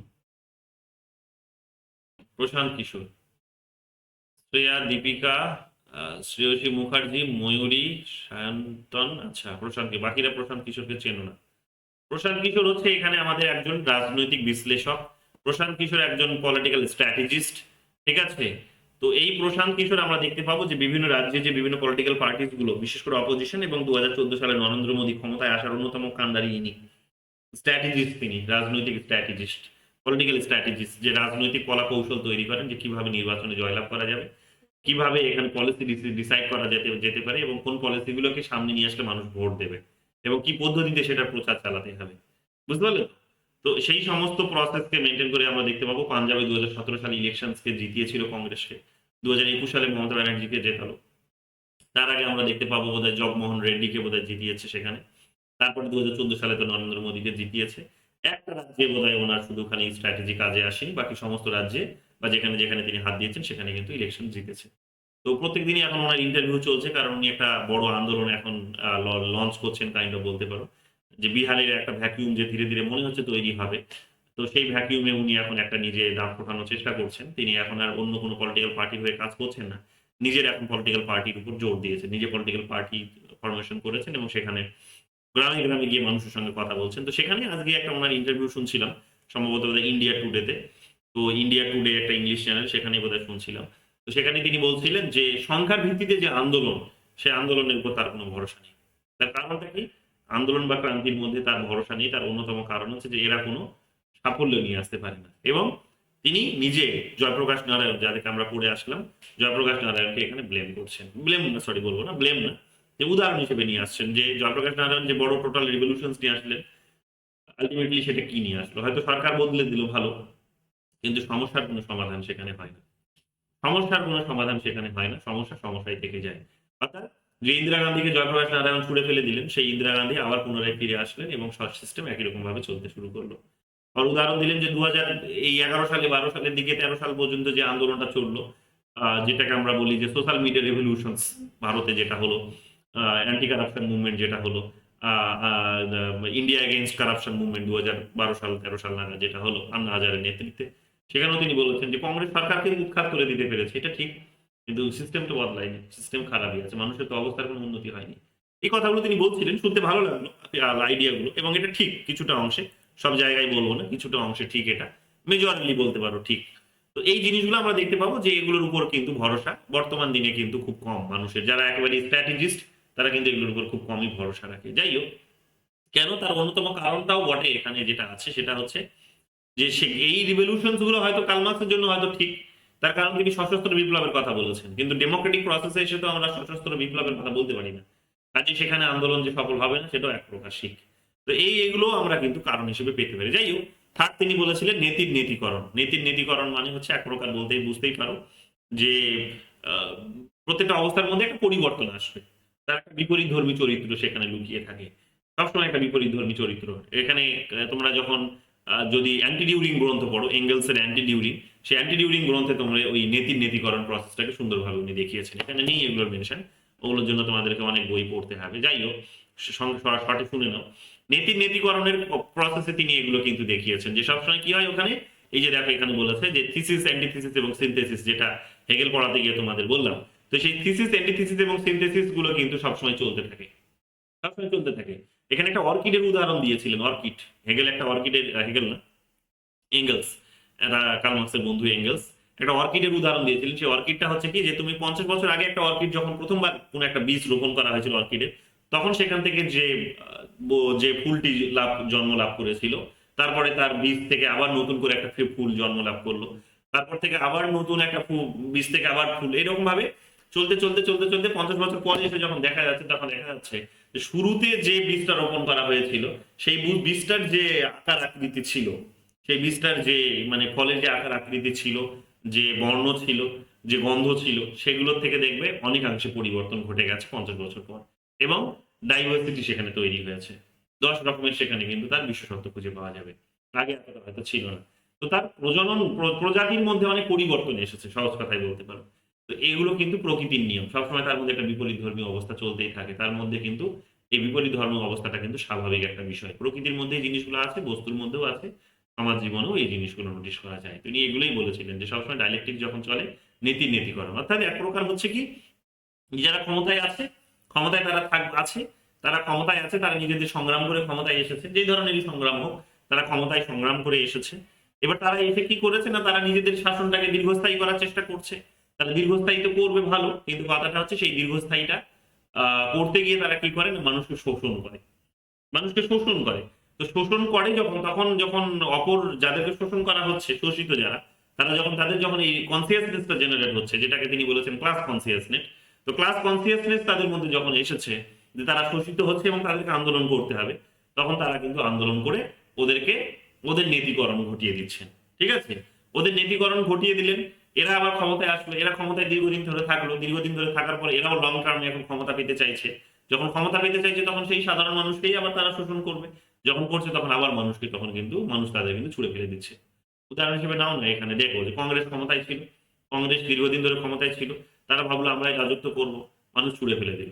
কাকে নিয়ে আসলো? বামপন্থীদের। বামপন্থীরা ভাবলো মানুষ আমাদেরকে সমর্থন করবে, কারণ আমরা সোশ্যালিস্ট একটা আইডিয়া নিয়ে এসেছি, মানুষের কথা বলি। কিন্তু হিউম্যান নেচারটা তো আর নিজের থেকে তো আর আলাদা করতে পারবে না। তো হিউম্যান নেচার নিজের থেকে যেহেতু আলাদা করতে পারলো না, তো স্বাভাবিকভাবে আমরা কি দেখতে পেলাম যে দীর্ঘদিন ধরে তারা শাসন অবশ্যই করলো, কিন্তু পারপিচুয়াল নয়, চিরস্থায়ী নয় সেটা। তারা একটা টেম্পোরারি পিরিয়ডের জন্য, যে 35 বছর শাসন করলো, মানুষ তাদেরকে ছুড়ে ফেলে দিল। আবার নতুন একটা সরকার এসেছে, হয়তো এদেরও সময় আসবে, কারণ এটা প্রকৃতির নিয়ম, এটা বস্তুর নিয়ম, এটা সমাজের নিয়ম, এটা মানুষের ভেতরে এগুলো কিন্তু রয়েছে, মানুষ এগুলোকে কিন্তু ছুড়ে ফেলে দেবে।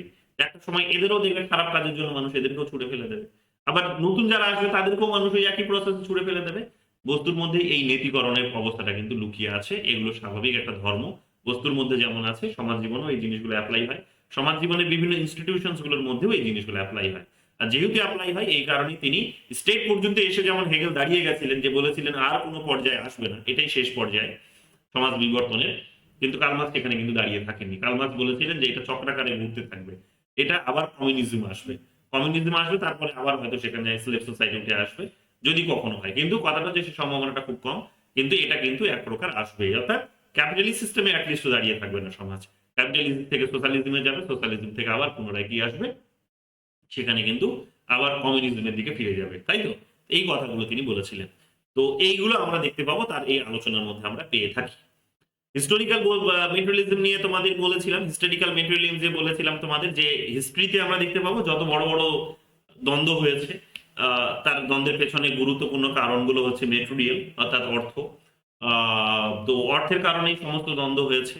এই অর্থটা কি, অর্থটা কোথা থেকে আসে, কোন অর্থটা না, অর্থটা হচ্ছে এখানে যেটা যেটা সারপ্লাস অর্থ, সারপ্লাস উদ্বৃত্ত অর্থ, যেটা সারপ্লাস ভ্যালু যেটাকে বলি আমরা, সারপ্লাস উদ্বৃত্ত মূল্য। তো সারপ্লাস ভ্যালুর জন্যই এই দ্বন্দ্বটা হয়েছে। কেন? কারণ যারা ক্ষমতায় আছে তারা নিজেরা আরো বেশি করে ক্ষমতা পেতে চায়, কারণ তাদেরকে চিরস্থায়ী হতে হবে, তাদের এটাই বাসনা থাকে। তারা যখন তাদের চিরস্থায়ী হওয়ার স্বপ্ন দেখে, তখন আলটিমেটলি তারা জনগণকে কিন্তু শোষণ করে। যখন শোষণ করছে, তখনই আমরা দেখতে পাচ্ছি যে সেখানে কি হচ্ছে, এদের মধ্যে যখন ক্লাস কনসিয়াসনেস জেনারেট করছে, মানে ক্লাসের মধ্যে বিলং করা আর জেনারেট হওয়া ক্লাসের মধ্যে, মানে সত্যিকারের ক্লাসের কনসেপ্টে তোমার ফিরে আসা, দুটোর মধ্যে পার্থক্য আছে। তিনি বলেছেন যে তুমি ক্লাসে আছো, কিন্তু ক্লাসের কনসেপ্টটা তোমার মধ্যে এখনো তৈরি হয়নি, তুমি নিজে রিয়েলাইজ করছো না যে তুমি ক্লাসে আছো। যখন হবে তখন তুমি পরিবর্তন চাইবে, যখন পরিবর্তন চাইবে তখনই পরিবর্তন আসবে। তো বিপ্লব হবে, বিপ্লব হয়ে পরিবর্তন আসবে, এই কথাগুলো তিনি এখানে বলেছেন। তো তিনি এখানে সমস্ত সমাজ ব্যবস্থার পরিবর্তনের মূলে আমরা গতদিন চর্চা করছিলাম যে তিনি এই অর্থনীতিকে দায়ী করেছেন, বলেছেন যে অর্থনীতি এখানে গুরুত্বপূর্ণ ভূমিকা পালন করেছে, এবং এই অর্থনীতি হচ্ছে সমাজের ভিত, এটার কারণেই একটা সমাজে পরিবর্তন ঘটছে। বাকি সমস্ত কিছু এখানে দেখো বলেছে যে শিল্প, সাহিত্য, কলা, আইন ব্যবস্থা, নৈতিকতা, ধ্যান ধারণা, রাজনৈতিক প্রতিষ্ঠান, এগুলো হচ্ছে কিন্তু সুপার স্ট্রাকচার। এগুলোর মধ্যে পরিবর্তন তখনই আসে যখন হচ্ছে ইকোনমির যে মোড অফ প্রোডাকশন, যেটাকে এখানে বলা হয়েছে, দেখো লেখা আছে এখানে কোথাও, হ্যাঁ আছে, মোড অফ প্রোডাকশন, উৎপাদনের পদ্ধতি যেটাকে বলা হয়েছে, এই উৎপাদনের পদ্ধতির মধ্যে যখন পরিবর্তন আসে, মোড অফ প্রোডাকশন অর্থাৎ মেটেরিয়ালের মধ্যে যখন পরিবর্তন আসছে, তখনই সমাজ ব্যবস্থার মধ্যে পরিবর্তন আসছে। তো এক প্রকার দেখে নাও যে এই যখন সামন্ততান্ত্রিক সমাজ ব্যবস্থা ছিল, তখন আমরা দেখেছি যে সেখানে জমিটাই কিন্তু এক প্রকার মোট ছিল, মাধ্যম ছিল, জমিটাই মাধ্যম ছিল। যেহেতু জমিটার মাধ্যম, জমির এখানে একটা, এখন জমিকে বেস করে এখন এখানে সেখানে প্রোডাকশন হতো, এখন জমির কনসেপ্টকে বা সেটাই সম্পদ বলে বিবেচিত, ইকোনমিক মিনস হিসেবে সেটাই মোট হিসেবে সেটাই ব্যবহার বিবেচিত হতো। তো যেহেতু ইকোনমিক মিনস হিসেবে মোট হিসেবে যাই বলো যে সেটাই যেহেতু ব্যবহার হতো, স্বাভাবিকভাবে আমরা ওখানে কি দেখতে পাচ্ছি যে একটা নির্দিষ্ট একটা স্টেবিলিটি ছিল সিস্টেমটার মধ্যে। কিন্তু যখন থেকে ইন্ডাস্ট্রিয়ালাইজেশন আসতে শুরু করলো তখন কি হলো, তখনই মানে যখন থেকে ইন্ডাস্ট্রিয়ালাইজেশন আসতে শুরু করলো তখন সেই অবস্থাটা কিন্তু পরিবর্তন ঘটলো। তাহলে এখানে পরিবর্তনটা ঘটলো কিসের কারণে? না ইকোনমির কারণেই পরিবর্তনটা ঘটেছে। ইন্ডাস্ট্রিয়াল তো একটা সাহায্য করেছে, কিন্তু কথাটা হচ্ছে ইকোনমিক নিডটার পরিবর্তন ঘটেছে মানুষের, যে তারা জমি থেকে যেটা উৎপাদন করছে সেটাতে তারা এনাফ নয়। যার হয়তো জমিদারের আন্ডারে সে হয়তো যে যত টাকা পাচ্ছে সেটা তার এনাফ নয়, তার নিজের এখন ডিমান্ডের পরিবর্তন ঘটেছে, তার ইকোনমিক ডিমান্ড মেইনলি তার পরিবর্তন ঘটেছে। সে আরো অনেক বেশি কিছু চাইছে, তারা কিন্তু এখন বিকল্প রাস্তা খুঁজতে শুরু করলো এবং সেই রাস্তায় আলটিমেটলি কি করলো না তাদেরকে ওই জমিদারদের সেখানে ক্ষমতা থেকে বঞ্চিত করে তারা এখন ইন্ডাস্ট্রিয়ালাইজেশন সেখানে করলো। তো এইরকম ভাবে যখন দেখবে ইকোনমির মধ্যে বড় বড় পরিবর্তনগুলো আসছে তখনই সমাজ ব্যবস্থার মধ্যে পরিবর্তন আসছে, তখনই সমাজনীতি, তখনই রাজনীতি, তখনই নৈতিকতা, আইন ব্যবস্থা, আর্ট, লিটারেচার সমস্ত কিছুর মধ্যে পরিবর্তন আসছে। তার বক্তব্য হচ্ছে সেটাই যে এগুলোর কোনো নির্দিষ্ট, এরা কিন্তু ইন্ডিপেন্ডেন্ট কোনো বডি নয়। ইন্ডিপেন্ডেন্সটা যার আছে, যে নিজের উপর দাঁড়িয়ে আছে, নিজের পায়ে দাঁড়িয়ে আছে, সেটা হচ্ছে কিন্তু ইকোনমি। ইকোনমির মধ্যে যখন পরিবর্তন আসছে তখনই কিন্তু এই জিনিসটা পরিবর্তন, সমাজের মধ্যেই পরিবর্তনগুলো আসছে। এবং এটা সত্যি, মানে তুমি একেবারে কমপ্লিটলি এটাকে সত্যি বলতে না পারলেও এটা তোমাকে মানতে হবে যেটা সত্যি। কিরকম ভাবে এটা সত্যি? যেমন ধরে নাও যে তুমি আজকে একটা সময় তোমরা দেখতে নিশ্চয়ই এটা তোমরা পলিটিক্স নিয়ে চর্চা করছো, খবরের কাগজ পড়ছো, টিভি দেখছো, চর্চা নিশ্চয়ই বুঝতে পারছো এখন কিভাবে ট্রানজিশন সোসাইটিতে আসছে। যে একটা সময় কি হতো না, একটা সময় ন্যাশনালিজমস গুলোকে খুব ভালো মানা হতো, যুক্তি সায়েন্টিফিজম গুলোকে খুব ভালো ভাবে সেখানে দেখা হতো। সেখানে তোমরা দেখবে যে সেকুলারিজমকে ভালো করে হিসেবে দেখা হতো। এখন ইন্ডিয়াতে যেহেতু সরকার পরিবর্তন হয়ে এসেছে, সংখ্যার ভিত্তিতেই পরিবর্তনটা হলো, দেখলেই তোমরা যে সংখ্যা একটা বড় পরিমাণে কোনো একটা পার্টিকে সমর্থন করলো, তারা এখন সরকার এই পরিবর্তন করতে বাধ্য হলো, সরকার পরিবর্তন হলো। সরকার যেহেতু পরিবর্তন হয়েছে, স্বাভাবিকভাবে এখন দেখো যে ইকোনমির কারণে, এটা কালমার্ক্স যদি দেখে তার নিজের নজরে বলবে যে এটা ইকোনমির কারণেই হয়েছে। কারণ যে পলিটিক্যাল পার্টিটা এখানে রিভলিউশনসটা ঘটিয়েছে তাদের পেছনে কিন্তু ওই ক্যাপিটালিস্টদের একটা বড় হাত আছে, তারা ওই ভাষাটাই হয়তো বলবে সে। এখানে যাই হোক, এখানে আমরা কি দেখতে পাচ্ছি? এখানে আমরা পরিষ্কার দেখলাম যে এটার মধ্য দিয়ে যে পরিবর্তনটা আসলো সেটা হচ্ছে কি বলতে চাইলাম, গুলিয়ে ফেললাম। এখানে আমরা কি দেখতে পাচ্ছি? এখানে আমরা পরিষ্কার দেখতে পাচ্ছি যে সমাজের মধ্যে, হ্যাঁ সমাজের মধ্যে যে পরিবর্তনটা আসছে সেই পরিবর্তনটার মধ্যে দেখো যে এতদিন পর্যন্ত ন্যাশনালিজম, সায়েন্টিস্টিজম এই সমস্ত বিষয়গুলোকে ভ্যালু দেওয়া হতো, তারপরে সেকুলারিজমকে ভ্যালু দেওয়া হতো। এখন দেখো যেহেতু সমাজ ব্যবস্থার মধ্যে পরিবর্তন ঘটেছে, মোড অফ প্রোডাকশনের মধ্যে যেহেতু পরিবর্তন ঘটেছে, এখন দেখো সেটাকে ব্যালেন্স করতে গিয়ে এখন কি হচ্ছে, দেখো লিটারেচার গুলো বদলে যাচ্ছে। ধীরে ধীরে তোমরা দেখবে একটা ধর্ম একটা দেখবে বিশেষ জায়গা করে নিচ্ছে, ধর্ম জায়গা করে দিচ্ছে। একটা দেখবে একটা পার্টিকুলার ধর্মকে এখানে ভ্যালুস দিয়ে দেখবে ভাবনা চিন্তা করার একটা জায়গা বেড়ে যাচ্ছে দেশের মধ্যে। এগুলো তো ছিল না, সেকুলারিজমের প্র্যাকটিসটা বেশি করে হতো। দেখবে তোমরা কি কিছু কিছু দেখবে ধর্মীয় প্রতিষ্ঠানকে দেখবে সে যেভাবেই হোক, আইনের মাধ্যমে হোক, যেভাবেই হোক, তার কিন্তু অবস্থার পরিবর্তন ঘটছে। মানে সে হয়তো এতদিন ডমিনেন্ট পজিশনে ছিল বা তার নিজের অস্তিত্বটা ছিল, সে আর নিজের অস্তিত্বটা টিকিয়ে রাখতে পারছে না, তার মধ্যে একটা পরিবর্তন আসছে।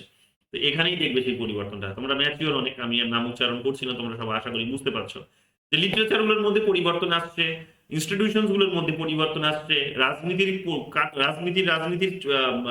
প্রিন্সিপালস এর মধ্যে পরিবর্তন আসছে, রাজনীতির বিষয়বস্তুর মধ্যে পরিবর্তন আসছে, কালচারের মধ্যে পরিবর্তন আসছে। এতদিন পর্যন্ত যে কালচারটা মানুষ ফলো করতো, যেমন বললাম সেকুলারিজমের কালচার, এখন অনেকটা বেশি দেখতেই পাচ্ছ যে মানুষ সেকুলারিজমের রাস্তা ত্যাগ করে ধীরে ধীরে ওদিকে যাচ্ছে। তার অন্যতম কারণটা কি? অন্যতম কারণ সেকুলারিজম তাদেরকে ঠকিয়েছে। সহজ ভাষায় যদি বলো যে সেকুলারিজম তাদেরকে ঠকিয়েছে, যে মেজরিটি অফ পপুলেশন তারা এখানে বঞ্চিত রয়ে গেছে। তো ফলে তারা আর সেকুলারিজমের আইডিয়াতে ভরসা নেই। মানে কোন একটা সিস্টেমকে যখন তারা দোষারোপ করে, তখন একটা সিস্টেম তো তার দায়ী থাকে না, সবগুলোরই একটা সম্পূর্ণভাবে রোল থাকে, কিছু কিছু রোল থাকে। তো এখানে এই সেকুলারিজমেরও একটা রোল আছে। সেকুলারিজমের একটা প্রিন্সিপালস দেখিয়ে মানুষকে ঠকানো হয়েছে, ভয় দেখানো হয়েছে। সেকুলারিজমের প্রিন্সিপালস দেখিয়ে মানুষের নিজের আনন্দ উপভোগ করা থেকে তাকে বঞ্চিত রাখা হয়েছে। তো স্বাভাবিকভাবেই আমরা দেখতে পাচ্ছি এখন সেগুলোকে দূরে সরিয়ে দিচ্ছে মানুষ, এখন নতুন একটা প্রিন্সিপালসকে গ্রহণ করছে। আবার হয়তো সময় আসবে, আবার একটা সময় মানুষ এটাকে ছুড়ে ফেলে দেবে। তার মানে এটা একটা ডাইলেকটিক্যাল প্রসেস, এটা চলতেই থাকবে। হয়তো এই মুহূর্তে হবে, 50 বছরে হবে না, 30 বছরে হবে না, কিন্তু একটা সময় আসবে আবার মানুষ এটাকে ছুড়ে ফেলে দেবে। এটা হবে, এটা জগতের নিয়ম, এটা প্রকৃতির নিয়ম। তখন আবার একটা নতুন শক্তি, কারণ তখন আবার দেখবে ওই মেজরিটিরাই, যখন আবার দেখবে নতুন মেজরিটি যারা তৈরি হবে, তারা যখন দেখবে আবার সাপ্রেস হচ্ছে, তখন তারা আবার সেটাকে ছুড়ে ফেলে দেবে। তো এইরকম ভাবে দেখবে সমাজ সংস্কৃতির মধ্যে আমাদের একটা যে বড় ট্রানজিশন তোমরা দেখতে পাচ্ছ, নিশ্চয়ই সেটা অবজার্ভ করছো, যে এটা কিন্তু হচ্ছে due to the transition of economy. কিভাবে? সবার আগে আমাদের ইকোনমিটার মধ্যে বড় পরিবর্তন আসছে কি না, দেখো পরিবর্তনটা আসছে যে আমাদের স্বপ্ন দেখানো হচ্ছে বা আমরা দেখছি বা হচ্ছেও বটে, যে 4 ট্রিলিয়ন ইকোনমি হয়েছে, এরপর 5 ট্রিলিয়ন হবে, এরপর 10 ট্রিলিয়ন হবে, বড় বড় স্বপ্ন আমরা দেখছি। তাহলে এই ইকোনমির অবস্থাগুলোর পরিবর্তনটা ঘটছে বলেই কিন্তু এই অবস্থাটার পরিবর্তন ঘটছে, এটা কিন্তু স্বাভাবিক, এটা মেনে নিতে হবে। তো কিছুটা পরিমাণে কিন্তু এই অবস্থাগুলো ঠিক, ঠিক আছে। বিকল্প অবশ্যই আছে, সেগুলোতে আমি পরে আসবো। তো এইখানে আমরা এটা দেখতে পাচ্ছি যে সবার আগে তিনি এই কারণে ইকোনমিকে বেস বলেছেন, বাকি এই যে যেগুলো তোমাদের বললাম শিল্প, সাহিত্য, কলা, আইন ব্যবস্থা, নৈতিকতা, এগুলোকে সুপার স্ট্রাকচার বলেছে। দেখো তো, খাবার নিয়ে এসছে। নামটা শুনে। তারপরে এখানে কি বলেছে, তারপরে আমি তোমাদের গতদিনই বলছিলাম উৎপাদন শক্তি এবং উৎপাদন সম্পর্কের একটা বিষয়। উৎপাদন শক্তির সম্পর্ক নিয়ে আর আজকে আর বলছি না, যারা দেখোনি ভিডিওটা দেখে নিও, রিপিট করে করে নইলে আর শেষ হবে না ক্লাসটা। তারপরে তোমাদের বলেছিলাম যে বড় একটা ট্রানজিশনও হয়েছে, ঠিক আছে, এবং ঠিক আছে আমি করে দেবো। তো ট্রানজিশনও একটা হয়েছে, এখানে আমরা দেখতে পাচ্ছি যে বলেছিলাম আদিম সাম্যবাদী, দাস সমাজ, সামন্ততান্ত্রিক, বুর্জুয়া, এগুলো তো তোমাদের বলেছি এগুলো হয়েছে, এগুলো আমরা এখানে দেখতে পাবো, তাই তো? এগুলো আমরা এখানে পাচ্ছি। তারপরে এখানে চলে আসো,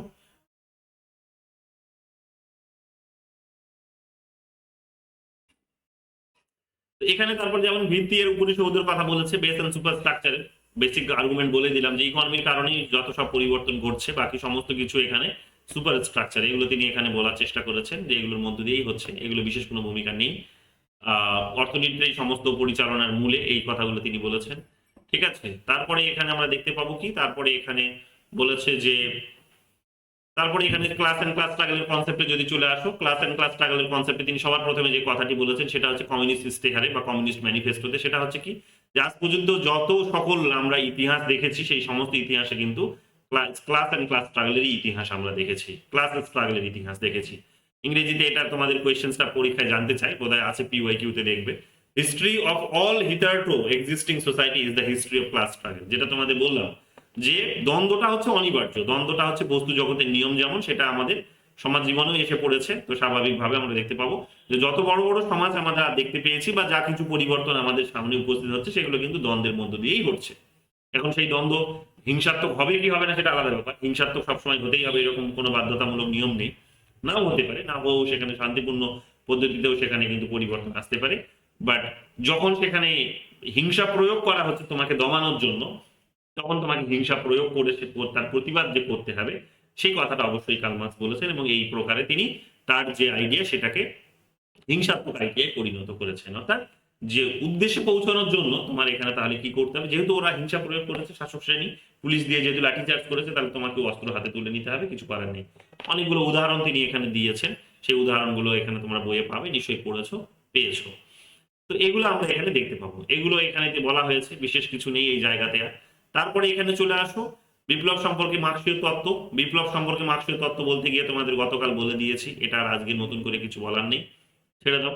তারপরে এখানে চলে আসো পরের পরের পেজে কি আছে, পরের পেজে এখানে এটা দিয়ে তোমাদের একটু বলার আছে, বোঝানোর আছে ছোট্ট করে, সেটা হচ্ছে কি মার্ক্সের উদ্বৃত্ত মূল্যের তত্ত্ব, যেটাকে বলা হচ্ছে surplus value, theory of surplus value, ঠিক আছে। এই থিওরি অফ সারপ্লাস ভ্যালুর আইডিয়া যখন আমরা এখানে পাচ্ছি, চর্চা করছি, তখন তোমাদের কিছুক্ষণ আগেই বললাম যে তিনি ইকোনমি কিভাবে এখানে আলটিমেটলি কি হচ্ছে, ইকোনমি যেহেতু বেস, তো এই বেসকে সামনে রেখে কিভাবে সমাজের মধ্যে পরিবর্তন আসছে এইগুলোকে তিনি বোঝানোর চেষ্টা করেছেন, এবং এই প্রসঙ্গে এখানে বলেছেন যে সারপ্লাস ভ্যালুটাই কিন্তু এখানে গুরুত্বপূর্ণ এলিমেন্টস বা বলতে পারো একটা দায়ী, যারা সমাজের মধ্যে পরিবর্তন ঘটাচ্ছে।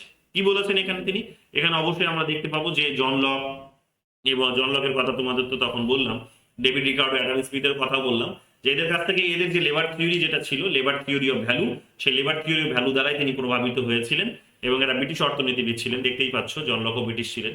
তো এই ব্রিটিশদের কাছ থেকে তিনি এখানে তাদের পলিটিক্যাল ইকোনমি সম্পর্কে প্রভাবিত হয়ে তিনি তার নতুন করে কি করার চেষ্টা করলেন, লেবার থিওরি অফ ভ্যালু এখানে ডিসাইড করার চেষ্টা করলেন, তাই তো? এখানে আমরা কিন্তু দেখতে পাচ্ছি তার লেবার থিওরি অফ ভ্যালু এখানে এখানে আমরা দেখতে পাচ্ছি, এবং তিনি এই সুবাদেই বলার চেষ্টা করলেন যে সমাজে যত বড় বড় যে পরিবর্তনগুলো আসছে, যেহেতু তার ইকোনমির কারণে, তো কোন ইকোনমিটার কারণে, তিনি বললেন এই ইকোনমিটা হচ্ছে সেটা যেটা ওই উদ্বৃত্ত রয়েছে। উদ্বৃত্ত বলতে কি বোঝায়, উদ্বৃত্ত বলতে তিনি বোঝানো যেটা যেটা যেটা হচ্ছে মানে মানে কি বলবো, যে অধিক মানে উদ্বৃত্ত বাংলায় এটাকে আর কি বলবো, কোন শব্দ দিয়ে, মানে ধরে নাও এক প্রকার যে তুমি অতিরিক্ত অতিরিক্ত অতিরিক্ত অতিরিক্ত অতিরিক্ত অতিরিক্তটা হতে পারে, ঠিক আছে।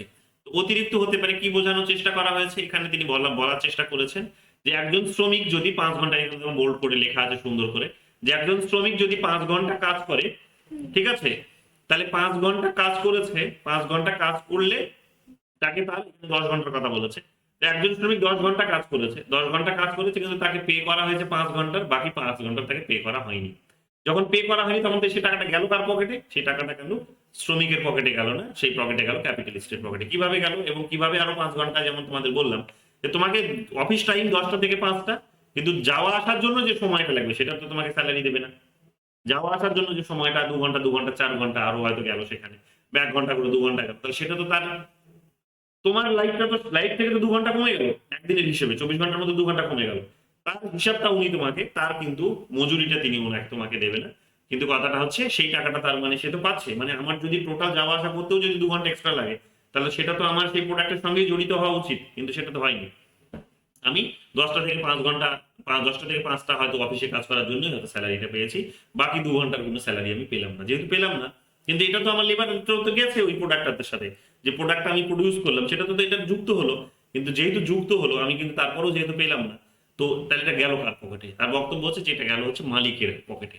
মালিক এটা কি করে, এই ধরনের উদ্বৃত্তটাকে ও যত বাড়িয়ে নেয় তত কি হয় না, এক্সপ্লয়টেশনটাও তার বাড়তে থাকে। মালিকের চেষ্টা কি থাকে, মালিকের চেষ্টা এটাই থাকে যে সবসময় কি করবে না, সবসময় তার হচ্ছে কিন্তু সে কি করবে না, সবসময় তার এই এক্সপ্লয়টেশনটা বাড়াতে থাকবে। অর্থাৎ একেবারে এই মজুরকে যতটা না দিলে নয়, যে খেয়ে পড়ে বেঁচে থাকার জন্য ততটাই সে দেবে, তার বেশি সে দিতে চাইবে না। এবার এইরকম ভাবে সে এক্সপ্লয়টেশন চালাতে থাকবে এবং চেষ্টা করবে যে যদি সেখানে কোনো প্রতিবাদ মালিক শ্রমিকদের তরফ থেকে আসছে তখন তাদেরকে রিপ্লেস করার চেষ্টা, এবং এক প্রকার তার এক্সপ্লয়টেশনটাকে আরো চরম পর্যায়ে নিয়ে যাওয়ার জন্য আইদার তার হচ্ছে সেখানে কি করবে না, তার দেখা গেল যে সেখানে যে 10 ঘন্টা যদি কাজ করে তাহলে তাহলে এতদিন 7 ঘন্টা দিচ্ছিল, এখন সে হয়তো 6 ঘন্টার পাবে, তারপরে হয়তো 5 ঘন্টার পাবে, এইরকম ভাবে কমিয়ে দেবে একদিকে। কিংবা হচ্ছে কি করবে, তার কাজের সময়টা বাড়িয়ে দেবে, যে তুমি 10 ঘন্টা করছিলে 10 ঘন্টা আর হবে না, তুমি একই বেতন পাবে কিন্তু তোমাকে 12 ঘন্টা করতে হবে। কিছুদিন আগে দেখলে লকডাউনের মধ্যেই দেখলে আমাদের দেশে লেবার ল যেটা আছে সেটা দেখলো সরকার অ্যামেন্ড করলো, সেখানে বোধহয় এখন ম্যাক্সিমাম বোধহয় তুমি বোধহয় ওখানে বোধহয় 14 ঘন্টা বোধহয় কাজ করার একটা নিয়ম এসেছে। আমি এক্সাক্ট বলতে পারছি না, তবে বেড়েছে, বৃদ্ধি পেয়েছে। বামপন্থীরা যেটা নিয়ে আন্দোলন করছে দীর্ঘদিন ধরে, যে এই লকডাউনের মধ্যেই দেখবে চুপি চুপি সরকার কি করলো না, এখানে বিল পাস করিয়ে এখানে আমরা দেখতে পেলাম যে কাজ করার মেয়াদটা বাড়িয়ে দিল, যে এতটা পর্যন্ত তুমি কাজ করাটাও কিন্তু তোমার ভ্যালিড, এবং আইন সেখানে বাধা দেবে না কোনো রকম, অর্থাৎ আইন নিজেই অনুমতিটা দিয়ে দিল যে তুমি একজন শ্রমিককে দিয়ে এত ঘন্টা কাজ করাতে পারবো, অসুবিধা কিছু নেই। এই যে বিষয়গুলো, তো এই বিষয়গুলো আমরা কি দেখতে পাচ্ছি, এই বিষয়গুলোতেই আমরা এখানে দেখতে পাচ্ছি 14 ঘন্টা নয় বোধহয়, এটা 12 ঘন্টার মতো হবে, ঠিক আছে। যাই হোক এক্সাক্ট সংখ্যাটা দেখে নিই, গুগল করলেই পেয়ে যাবে। হ্যাঁ, তো এই যে বিষয়গুলো, এগুলোতে আমরা কি দেখতে পেলাম, স্বাভাবিকভাবে আমরা দেখতে পেলাম তার বক্তব্য হচ্ছে যে এইরকম ভাবে আইদার সে তোমার বেতনটা কমিয়ে দেবে, নইলে কাজের মেয়াদটা সময়টা আরো বাড়িয়ে দেবে। তাহলে কি হবে, তাহলে তুমি একই বেতনে যদি আরো বেশি কাজ করো, তাহলে তাহলে যে 2 ঘন্টা যদি তোমাকে এখন বেশি কাজ করতে, তাহলে তো এই টাকাটা তুমি পাচ্ছ না, কিন্তু মালিকের পকেটে কিন্তু ঠিক ঢুকে যাচ্ছে। তাহলে এরকম ভাবে তোমার কি হতে পারে, এক্সপ্লয়টেশনটা হতে পারে। তো এই বক্তব্যগুলো তিনি এখানে আমাদের সামনে উপস্থিত করলেন, এগুলো বোঝানোর চেষ্টা করলেন। এরপর তিনি বলার চেষ্টা করলেন এখানে যে সরাসরি এই এক্সপ্লয়টেশনটা হতে পারে, আবার কি হতে পারে না, তার এক্সপ্লয়টেশনটা ইনডিরেক্টলি হতে পারে, কিন্তু এটা কিন্তু আরো ক্ষতিকারক অনেকটা। কি ইনডিরেক্টলিটা যদি বলতে পারো, সেটা কি লং টার্মে হবে, সেটা কি না, শ্রমিকটাকে হয়তো তুমি কাজ থেকে ছাঁটাই করে দিলে, কাজ থেকে ছাঁটাই করে দিলে, কিংবা হতে পারে শ্রমিকটাকে তুমি কি করলে না, একটা মেশিনের সাথে কাজ করতে লাগিয়ে দিলে। এবার মেশিনের স্পিডটা কি, মেশিনের স্পিড হচ্ছে সে ঘন্টায় হয়তো 50টা প্রোডাক্ট তৈরি করতে পারে।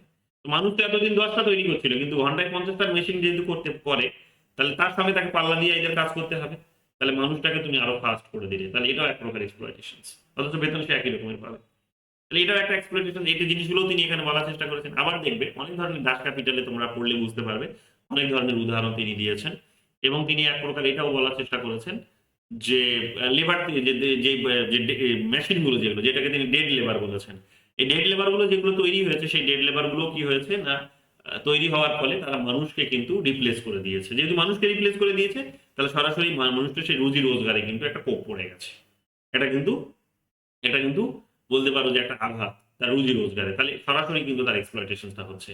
যে তারই লেবার খাটিয়ে সেখানে মেশিনটা তৈরি করা হয়েছে, ক্যাপিটালিস্টরা সম্পদ অর্জন করেছে, সেই সম্পদকে এবার কাজে লাগিয়ে সে মেশিন তৈরি করেছে, সেই এবং মানুষরাই সেই মেশিনটা তৈরি করেছে, সেই মেশিনরাই গিয়ে আজকে কি করছে না, মানুষকেই রিপ্লেস করে দিচ্ছে। যখন মানুষকে রিপ্লেস করে দিচ্ছে তখন আমরা কি দেখতে পাচ্ছি, তখন আমরা দেখতে পাচ্ছি যে এক্সপ্লয়টেশন আরো আগে থেকে বৃদ্ধি পেয়েছে। কারণ মানুষ কাজটা করলে তো অ্যাটলিস্ট তাও তো সে খেয়ে পড়ে বেঁচে থাকতে পারতো, এখন সেটাও আর পারবে না। এখন সেটা মানুষের বিকল্প যেহেতু মেশিনকে দিয়ে করানোর পরে তার মানে এখন পরিষ্কার হয়ে গেল যে খেয়ে পড়ে বেঁচে থাকতেও যদি সে না পারে তাহলে তার এক্সপ্লয়টেশন চরম লেভেলে হয়েছে, সেটা একটা স্বাভাবিক কথা। এবং এটাই হচ্ছে আমাদের দেশে অর্থনৈতিক দেখবে, আমাদের দেশে না যে কোনো দেশেই যখনই দেখবে ইন্ডাস্ট্রিয়ালাইজেশন হয় তখনই দেখবে এই জিনিসগুলো হয়। এবং দেখবে সমস্ত রিপোর্টগুলো একই কথা বলছে, সমস্ত রিপোর্টগুলো যে দেশে আমাদের দেশের মধ্যে দেখবে অসাম্য বাড়ছে, তার অন্যতম কারণ কি? কারণ এই মেশিনের মধ্য দিয়ে হচ্ছে। এবং এই কারণেই আমি কিন্তু এই যে যেমন 500 থেকে 1000 টাকা বা করেছে, 1000 যারা পেতো তাদের মধ্যে 1200 টাকা করেছে, এগুলো করেছে তো যুবক কন্যাশ্রী করে এগুলো করেছে না, লক্ষ্মীর ভান্ডার বোধহয় গতকালই মমতা ব্যানার্জি করেছে। আমি এগুলোকে সমর্থন করি, কেন? আর মানুষ খাবে কি? ওদের কাজ তো মেশিন নিয়ে নিয়েছে, এই মানুষগুলোর বেতনটা আসবে কোথা থেকে? কারণ কাজকর্ম তো নেই, তাহলে এদের কাজকর্ম না থাকলে ঘরে ঘরে বেতন পাওয়াটা তো এদের যোগ্যতম অধিকার। তো সরকার যদি এটা করে দিত, অন্যায়টা কোথায় করছে? আমার এই লজিকে আমি এটাকে সমর্থন করি। এবং এটা তো খুব কম, আমার মনে হয় এখানে আরো বাড়ানো উচিত, মিনিমাম 15,000 টাকা করা উচিত প্রত্যেকের জন্য, মাথা পিছু এটা মিনিমাম থাকা উচিত। কারণ ন্যূনতম তার ওটা কিন্তু নইলে সংসার চলবে না, বেসিক একেবারে বর্তমান দিনে তো সেখানে কিন্তু সেটাও নেই। যাই হোক, তো এই জিনিসগুলো কিন্তু এখানে কিন্তু হচ্ছে, এগুলো আমাদেরকে মাথায় রাখতে হবে। তিনি এইভাবেই বললেন যে এই যে 5 ঘন্টা যেটার বেতন দেওয়া হলো না, কাজ করিয়ে নেওয়া হলো 10 ঘন্টা, কিন্তু বেতন দেওয়া হলো 5 ঘন্টা, আর যে 5 ঘন্টার টাকাটা যেটা পড়ে থাকলো সেটা মালিকের পকেটে চলে গেল, এই মূল্যটা হচ্ছে কি? এই মূল্যটা হচ্ছে উদ্বৃত্ত মূল্য। এটার সাথে তিনি পণ্যেতে রূপান্তর করেছেন কিরকম ভাবে? তিনি বলেছেন একজন মানুষ 5 ঘন্টা কাজ করলে, করার পরে যে জিনিসগুলো কিনতে পায়, তাহলে সেই 5 ঘন্টা ইকুয়াল টু সেই পণ্যগুলো। তার মানে এইভাবে পণ্য তৈরি হয়, লেবার এইভাবে কি হয়? পণ্যে পরিণত হয়। বুঝতে পারছো তো? বুঝতে পারোনি? আমি 10 ঘন্টা কাজ করার পরে এই বোতলটা তৈরি করেছি, 10 ঘন্টা কাজ করার পরে এই বোতলটা তৈরি করেছি ধরো, তো তার জন্য আমাকে একটা স্যালারি দিয়েছে সরকার। তো বোতলটা যদি আমি তৈরি করি তাহলে আমার 10 ঘন্টা লেবার ইকুয়াল টু এই বোতলটা হতে পারে, সহজ ভাষায় যদি বলো, সহজ ভাষায়। এবার এই বোতলটা তৈরি করলে তো প্রাইসটা দাঁড়িয়ে যায় না, এই বোতলটার প্রাইস ততক্ষণ পর্যন্ত প্রাইস আনডিসাইডেড থাকে যতক্ষণ না মার্কেটে এসেছে। একেবারে যিনি বিক্রি করবেন তার হাতে যখন বিক্রি হচ্ছে তখন সেটা যা দাম দাঁড়াবে সেটা তার দাম, তার আগে তো দাম নয়। তাহলে এক প্রকার এখানে ধরে নাও, এটাকে আমি এই কারণে এখানে দূরেই রাখলাম। তাহলে আমি ধরছি কি, মানে আমি ধরলাম 10 ঘন্টার লেবার, আরো 5 ঘন্টা লেবার দিয়ে এটাকে তৈরি করেছে, তাহলে সকলের মিলে 10 আর 5 15 ঘন্টা লেবার মিলে এই বোতলটার প্রাইস দাঁড়াবে 15 ঘন্টা। তার লেবার ইকুয়াল টু 15 ঘন্টা লেবার ইকুয়াল টু এই বোতলটা, 15 ঘন্টা লেবার ইকুয়াল টু এই বোতলটা। তাহলে একজন লেবার যখন সে 10 ঘন্টার সময় দিয়েছে, 10 ঘন্টা সময় দেওয়ার পরে যে টাকাটা সে পেয়েছে, তাহলে সেই টাকাটা অনুসারে দিয়ে সে যে জিনিসগুলো কিনতে পায় পরিণামে, যে চাল ডাল সবজি সে কিনলো বাজার থেকে, তাহলে তার 10 ঘন্টা লেবার ইকুয়াল টু সেই সবজি জিনিসগুলো। তাহলে এটাই তিনি বোঝানোর চেষ্টা করেছেন যে সবসময় লেবার কি হয়, এইভাবে পণ্যে পরিণত হয়। যে আমার 10 ঘন্টা লেবার মানে যদি আমি চাল ডাল কিনতে পাই, তাহলে ওই পরিমাণ চাল ডাল হচ্ছে কিন্তু আমার 10 ঘন্টা লেবারের মূল্য। এইরকম ভাবে তিনি এখানে মূল্যের, এখানে কিন্তু লেবার শ্রমের মূল্যতত্ত্ব কিন্তু তৈরি করেছেন। বোঝা গেল? তো এগুলোই তিনি বলেছেন যে এইরকম ভাবে কি করা হলো, তাকে হয়তো বেসিক যেটা তার নিড সেটা ফুলফিল করার জন্যই তাকে শুধুমাত্র অতটুকুই দেওয়া হলো, বাকিটা এক্সপ্লয়েট করে নেওয়া হলো। কেন? কারণ তাদের ক্ষমতা আছে এক্সপ্লয়টেশন করার, তারা ইকোনমিক্যালি রিচ, তারা এক্সপ্লয়েট করতে পারে, তারা শোষণটা জমাতে পারে। তো স্বাভাবিকভাবে এখানে তার বক্তব্য হচ্ছে কি যে এটা কিন্তু হতে পারে। এই কথাগুলো আমরা মানে এগুলো আমরা দেখেছি, স্বাভাবিক বিষয় এখানে দাঁড়িয়ে গেছে এক প্রকার। এই জিনিসগুলো আমরা এখানে দেখতে পাচ্ছি। তারপরে কি বলেছে? তারপরে এখানে চলে আসো যে এগুলো তো আমরা পেলাম। তারপরে এখানে চলে আসো যে মার্কসীয় স্টেটেড থিওরি নিয়ে আমরা গতদিন মধ্যে চর্চা করেছিলাম। স্টেটেড থিওরি নিয়ে চর্চা করেছিলাম। স্টেটেড থিওরি দিয়ে আর কিছু নেই, স্টেট একটা শ্রেণী হ্যাঁ, শোষণের, স্টেট থিওরি নিয়ে আলোচনা হয়েছিল। স্টেট একটা শ্রেণী শোষণের হাতিয়ার, স্টেটকে কাজে লাগিয়ে সেখানে এক্সপ্লয়টেশনসটা করা হয়। এবং সমস্ত এক্সপ্লয়টেশনস এর পেছনে এখানে আমরা দেখতে পাচ্ছি কি যে স্টেটগুলো একটা কি বলে একটা কোর্সিভ ইনস্ট্রুমেন্ট হিসেবে কাজ করে, তবে এরা নিজেরা ওই ক্যাপিটালিস্টদের হয়ে কাজ করে। এবং আমি বলেছিলাম যে এই স্টেটস গুলো হচ্ছে কিন্তু বর্তমান দিনে হচ্ছে শ্রেণী শোষণের যন্ত্র। এই জিনিসগুলো এখানে কিন্তু বলা হয়েছে, ঘুরিয়ে ফিরিয়ে ছোট করে দেখে নিও। তারপরে এখানে চলে আসো যে ক্লাস ইন ইটসেলফ আর ক্লাস ফর ইটসেলফ, এই আইডিয়াটা একটু বুঝে নাও যে কি বোঝানোর চেষ্টা করেছে। ক্লাস ইন ইটসেলফ আর ক্লাস ফর ইটসেলফ বলতে যেটা তিনি বোঝানোর চেষ্টা করেছেন, যে ক্লাস ইন ইটসেলফ বলতে হচ্ছে ক্লাসগুলোকে বোঝানো হয়েছে, ক্লাস মানে ওই লেবার ক্লাসকে বোঝানো হয়েছে, যে ওরা ক্লাস এক প্রকার। এখানে দেখো, এখানে সুন্দর করে বলেছে শ্রেণী হিসেবে শ্রেণী বলেছেন। ক্লাস ইন ইটসেলফ মানে হচ্ছে শ্রেণী হিসেবে শ্রেণী, মানে আমি শ্রেণীর মধ্যে বিলং করি তো আমি শ্রেণী, তো এটাই বলছে আমি শ্রেণী মানে যেহেতু লেবার, তো আমি শ্রেণী হিসেবে বিলং করি তো আমি শ্রেণী। কিন্তু তখনই তুমি ক্লাস ফর ইটসেলফ হয়ে উঠতে পারবে, এখানে এক প্রকার বোঝানোর চেষ্টা করেছেন, যখন তুমি এই তোমার মধ্যে কনসিয়াসনেস জেনারেট করবে। ক্লাস কনসিয়াসনেস যখন জেনারেট করবে তখনই তুমি কি হয়ে উঠতে পারবে, ক্লাস ফর ইটসেলফ হইতে পারবে, অর্থাৎ তুমি যে ক্লাস তুমি তোমার জন্য হয়ে উঠতে পারবে, নইলে হয়ে উঠতে পারবে না। তুমি একটা ক্লাস হিসেবেই ক্লাস হয়ে রয়ে গেছো। ক্লাস তার মানে তোমার কখন ক্লাসে উত্তীর্ণ হবে, তুমি ক্লাস আছো এমনি, মানে একটু জটিল এই জিনিসগুলো, ঘুরিয়ে ফিরিয়ে এগুলো ফিলোসফিক্যাল কথা সব ঘুরিয়ে ফিরিয়ে বোঝানোর চেষ্টা করেছেন যে তুমি একটা সাধারণ ক্লাসের মধ্যেই আছো, তো কিন্তু তুমি যে আছো সেই অবস্থাটা তোমার যখন বোঝার ক্ষমতা হবে, যখন তুমি সেটার প্রতিবাদ করবে, তখনই তুমি ক্লাস ফর ইটসেলফ হয়ে উঠবে। ঠিক আছে, ক্লাস ফর ইটসেলফ, যে ক্লাস আমি কিন্তু আমার নিজের জন্য আমি ক্লাস, অন্য কারোর জন্য নই। বুঝতে পারলে তো? তার মানে আমি আমাকে নিজেকে কন্ট্রোল করার ক্ষমতা আমার আছে, বা আমি আমার নিজের যা চাহিদা আছে সেগুলো, বা আমি যেরকম ভাবে অ্যাটলিস্ট শোষিত বঞ্চিত হব না কারো কাছ থেকে। তো এই আইডিয়াগুলো এখানে কিন্তু এখানে আমরা পাবো, এগুলোই এখানে বোঝানোর চেষ্টা করা হয়েছে, ক্লাস ইন ইটসেলফ আর ক্লাস ফর ইটসেলফ। এইগুলো যে কালমার্কস বলেছেন যে যখন মানুষ তার কি করবে, যে যখন তার মধ্যে কনসিয়াসনেস জেনারেট করবে, সে আন্দোলন করবে, প্রতিবাদ করবে, তার অবস্থার পরিবর্তন ঘটানোর চেষ্টা করবে, তখনই সে ক্লাস ফর ইটসেলফ হয়ে উঠবে। শ্রেণীর জন্য সে শ্রেণী হবে, অর্থাৎ সে নিজের শ্রেণী, এবার সে নিজের জন্য হয়ে উঠতে পারলো, নইলে সে এতদিন উঠতে পারলো না। সে শ্রেণী হিসেবে শ্রেণী রয়ে গেছে, তাকে এখন এক্সপ্লয়েটই করা হচ্ছে। শ্রেণী হিসেবে শ্রেণী রয়ে গেছে, তাকে এক্সপ্লয়েট করছে কারা? ক্যাপিটালিস্টরা তাকে এক্সপ্লয়েট করছে। বোঝা গেল? তো এই বিষয়গুলো এখানে বোঝানোর চেষ্টা করা হয়েছে। বিপ্লব আর হিংসা নিয়েও তোমাদের গতদিন বলে দিয়েছি যে বিপ্লবগুলো অনিবার্য কেন হবে এবং কেন হিংসা এখানে প্রবেশ করবে, এখানে কতগুলো উদাহরণ সেখানে দিয়েছে। দেখো, 1775 সালে এখানে ব্রিটিশরা যখন বলেছে যে দেখো, যে ব্রিটিশরা যখন আমেরিকাতেই, যে দেখো আমেরিকার উদাহরণ দিয়েছে এখানে খুব সুন্দর করে, যে আমেরিকা যখন কি হলো, যে আমেরিকার মানুষরা যখন তারা নিজেরা উপনিবেশ, যে কলোনি যেটা ছিল, আমেরিকানরাও তো ব্রিটিশদেরই কলোনি ছিল, তো ব্রিটিশদের আমেরিকা ব্রিটিশদের কলোনি ছিল, যাই হোক। তো সেখানে যখন সাধারণ মানুষ যখন তাদের নাগরিক অধিকারগুলো পেতে চাইছে, তখন আমরা দেখতে পাবো কি, যে বলছে যে ব্রিটিশ সরকার তাদের উপর কি করলো, যে শান্তিপূর্ণ যে আবেদন তাদের ছিল, রিকোয়েস্ট ছিল, সেটার উপর কিন্তু এখানে সৈন্যবাহিনী কিন্তু প্রয়োগ করলো, সেটার উপর ফোর্স ক্রিয়েট করলো। চিরঞ্জিত, আমি পড়াচ্ছি, পড়িয়ে তোমাকে কল করছি।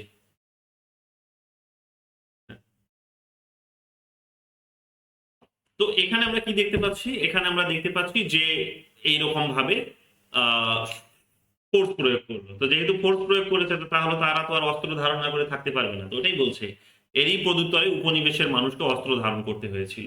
যেহেতু তাদের উপর সৈন্য পাঠানো হয়েছে, তাদের উপর ব্রুটাল ফোর্স ক্রিয়েট করা হয়েছে, পুশ করা হয়েছে, তো স্বাভাবিকভাবে এরা কিন্তু অস্ত্র হাতে না নিয়ে আর থাকতে পারেনি। ঠিক এইরকম ভাবেও বলছে 1815 সালে ইংল্যান্ডের লাড্ডাইট আন্দোলন যেটা হয়েছিল, 1834 সালে ফ্রান্সের লিও হয়েছিল, লিও বিদ্রোহ, 1837 সালে ইংল্যান্ডের চার্টিস্ট আন্দোলন হয়েছিল। এই সমস্ত আন্দোলনগুলো বলছে হিংসাত্মক আন্দোলন। তবে তিনি বলছেন যে আন্দোলন সবসময় হিংসাত্মক হবে এরকম কোনো বাধ্যতামূলক নেই, বাধ্যতামূলক কোনো ব্যাপার নেই, এখানে শান্তিপূর্ণও হতে পারে। তবে সেই আন্দোলন শান্তিপূর্ণ যদি ক্যাপিটালিস্টরা খুব বেশি শক্তিশালী হয়, বা যারা শাসক তারা যদি খুব শক্তিশালী হয়, তারা তখন কিন্তু হিংসারই প্রয়োগ করে, সেটাই স্বাভাবিক বিষয়।